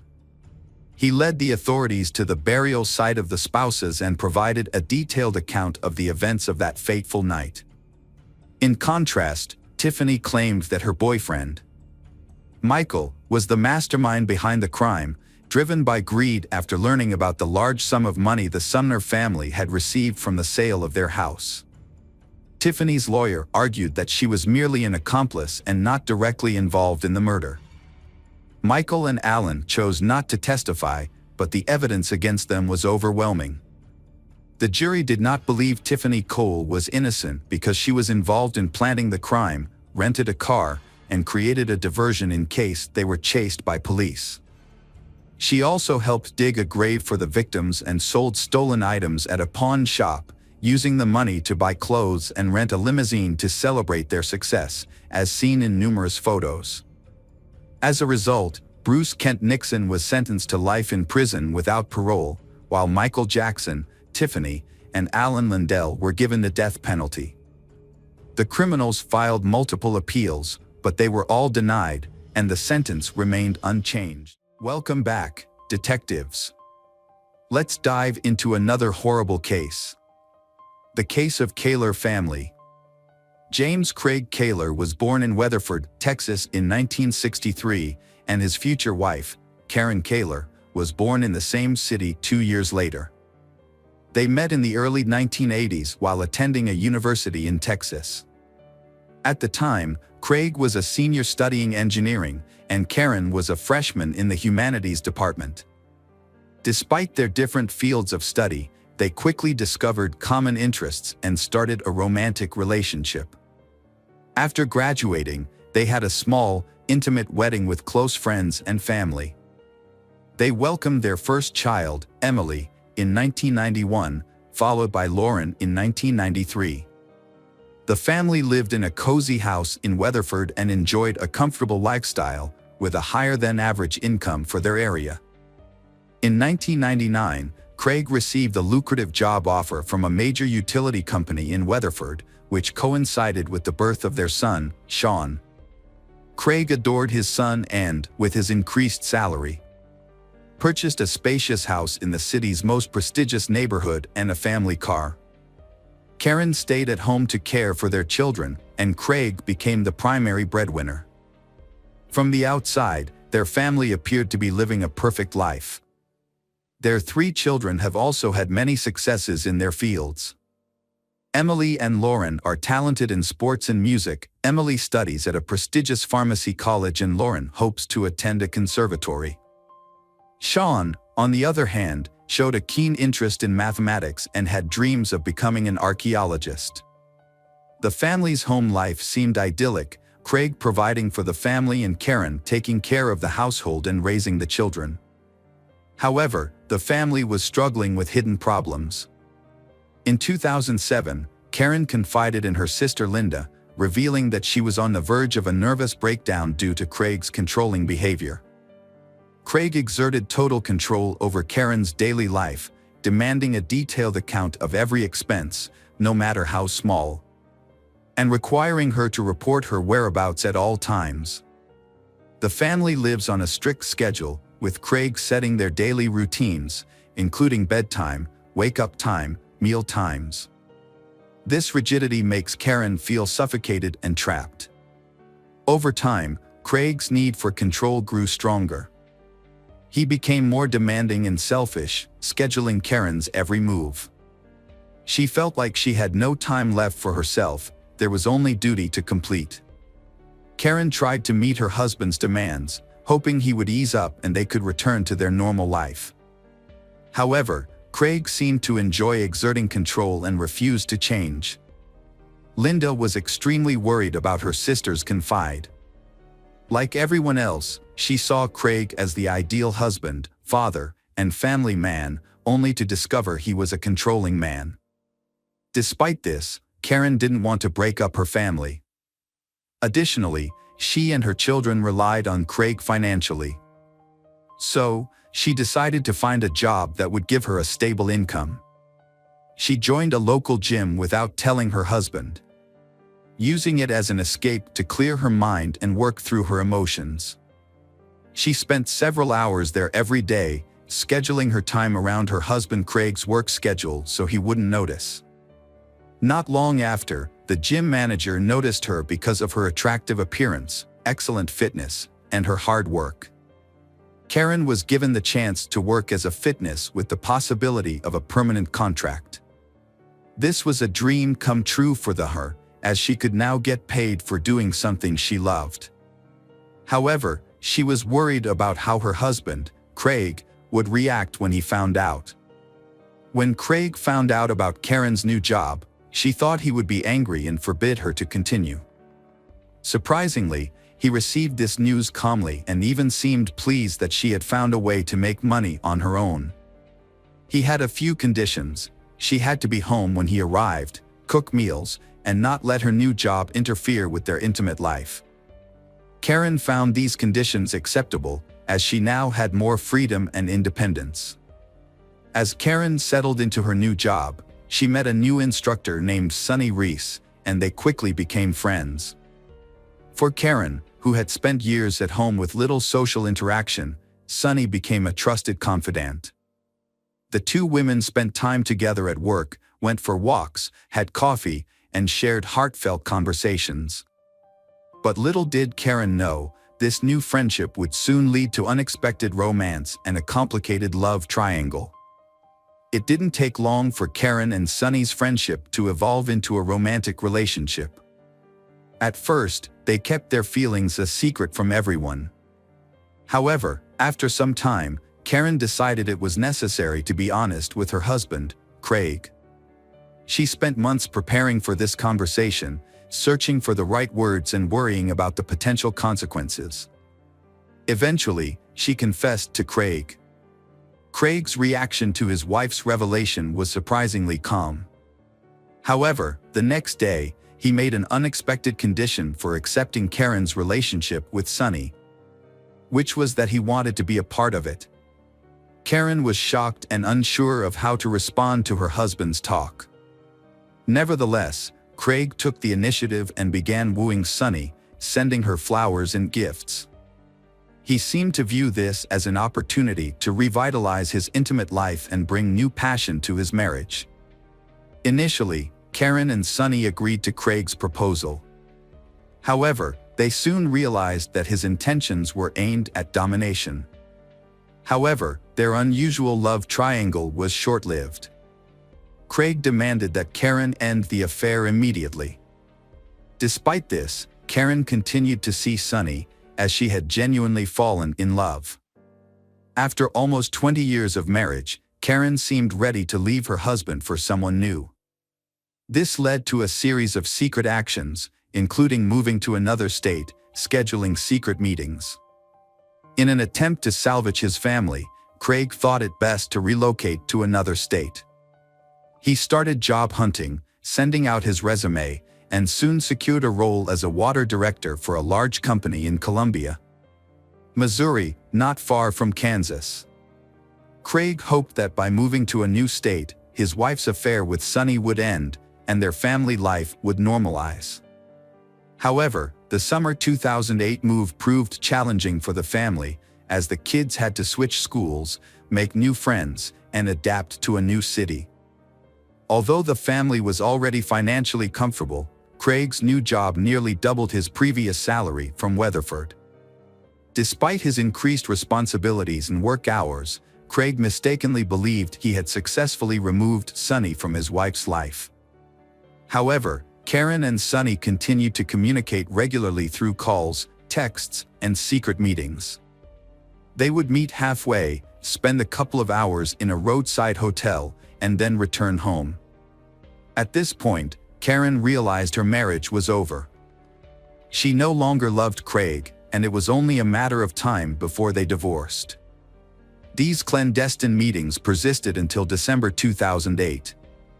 At the New Year's Eve celebration that year, the Kaler family went back to their hometown to reconnect with relatives and friends. Sonny was also in attendance at the gathering. Initially, Karen and Sonny kept a low profile, merely exchanging greetings. As the celebration continues and the alcohol slowly affects Karen and Sonny's behavior, they seem to have no regard for social norms. They became inseparable, openly showing affection by holding hands, sharing romantic glances, they even kissed. Craig's anger boiled over into fury after Karen publicly humiliated him by revealing her affair at a party attended by dozens of acquaintances. He lashed out at Karen and Sonny before dragging Karen away from the party. In his rage, Craig lost control and physically assaulted Karen, ripping her dress and slapping her, causing her to fall and hit her head. The incident marked the beginning of the end of their marriage. A few days later, Karen announced she was leaving Craig and initiated divorce proceedings, seeking custody of their children. Initially, Craig attempted to apologize and salvage their relationship for the sake of the children. But Karen was resolute. She said they should divorce, causing Craig to contact friends and family, begging them to convince Karen to reconsider. In the spring of 2009, Craig and Karen's marriage continued to deteriorate. Despite Craig's attempts to salvage their relationship, Karen made it clear she was leaving him for Sonny and she had never been truly happy in their marriage. The tension between them escalated into physical violence, with Craig grabbing Karen during an argument, leaving bruises on her arms. Karen reported the incident to the police, leading to Craig's arrest. After the incident, Karen took the children and moved out without waiting for the divorce to be finalized. Craig was devastated by her departure and even more so when he discovered that his daughters, Emily and Lauren, were siding with their mother. They told him that they had never seen their mother so happy, which Craig perceived as a betrayal. As a result, he cut off contact with his daughters, only spending time with his son Sean on weekends. Despite the ongoing divorce proceedings, Craig held on to the hope that Karen would change her mind and return to him. His desire to control her led him to engage in jealous behavior, including stalking her and attempting to install a hidden camera in her home. To pursue this, Craig sacrificed his work, initially taking vacation time, then claiming illness, and eventually skipping work altogether without explanation. This reckless behavior resulted in Craig's termination from his job. Without a steady income, he was forced to move in with his parents as he could no longer afford to live on his own. With ample free time, Craig began stalking Karen, prompting her to take him to court to obtain a restraining order. In November 2009, just before Thanksgiving, Karen took her children to visit their 89-year-old grandmother, Dorothy White, in Burlingame, Kansas. On the evening of November 29th, the Burlingame police received a distress call about a suspicious van and reports of gunshots. Dorothy's neighbors reported witnessing a small truck pull up to her house. A man exit the vehicle and enter the house. They claimed to have heard screams and gunshots, but were uncertain. The man then left the house, got back into the truck, and sped away. The neighbors did not attempt to apprehend him, fearing he was armed. When police arrived, they were met by 10-year-old Sean Kaler, who was frantically calling for help. Although Sean was unable to explain what had happened, it was clear that a horrific scene awaited the police. Inside the home, near the front door, Sonny was found lying in a pool of blood but surprisingly still alive despite having 2 gunshot wounds. In the kitchen, police discovered the lifeless body of 44-year-old Karen, who had been shot in the chest and then fatally shot at close range in the head. The body of her oldest daughter, 18-year-old Emily, was found between a wall and a couch. It appeared that Emily had attempted to hide from her enraged father but was caught and killed with 2 point-blank shots. Lauren, found in a pool of blood in the second-floor bedroom, was still alive but weakly called for help and repeatedly said that her father was the one who did it. Dorothy and Lauren were rushed to a nearby hospital's intensive care unit. Despite the doctor's efforts, Lauren died on December 1st due to massive blood loss and internal organ damage. Her great-grandmother passed away a few hours later. Sean, the only surviving witness, was in shock. Psychologists worked with him, but a thorough interrogation was necessary as he was the only living witness to the tragic events at his great-grandmother's house. Sean recounted that evening, stating that his mother was in the kitchen preparing dinner when he approached her to ask for his favorite pie. Suddenly, the back door swung open, and his father entered with a shotgun, pointing it at Karen without a word. He shot her, then moved closer and fired again. Sean was initially frozen in horror. His father then turned to Sean but didn't aim the gun. Instead, Craig stared at Sean silently and intently. Sean realized he had to escape. So he jumped out the open back door. He ran towards the main entrance, hoping to alert his grandmother, sisters, and call for help. However, upon reaching the threshold, he heard several more gunshots. Fearing what he might find inside, Sean hid in a small outbuilding. He heard more gunshots and waited in terror, afraid that his father would come after him. Craig Kaler was immediately added to the wanted list, with a warning that he was armed and extremely dangerous. As police received multiple reports of a speeding truck, they were able to quickly determine the direction the gunman was heading. At one point, Craig abandoned his vehicle in a wooded area and began walking down a deserted road. Law enforcement soon caught up with him and apprehended him the next morning. Upon arrest, police found the rifle and ammunition in the back seat of the abandoned vehicle, along with prescription medication for depression and anxiety disorders near the driver's seat. Craig did not resist arrest and appeared confused and frightened. He admitted to being armed with a gun and a hunting knife, but claimed he did not intend to use them.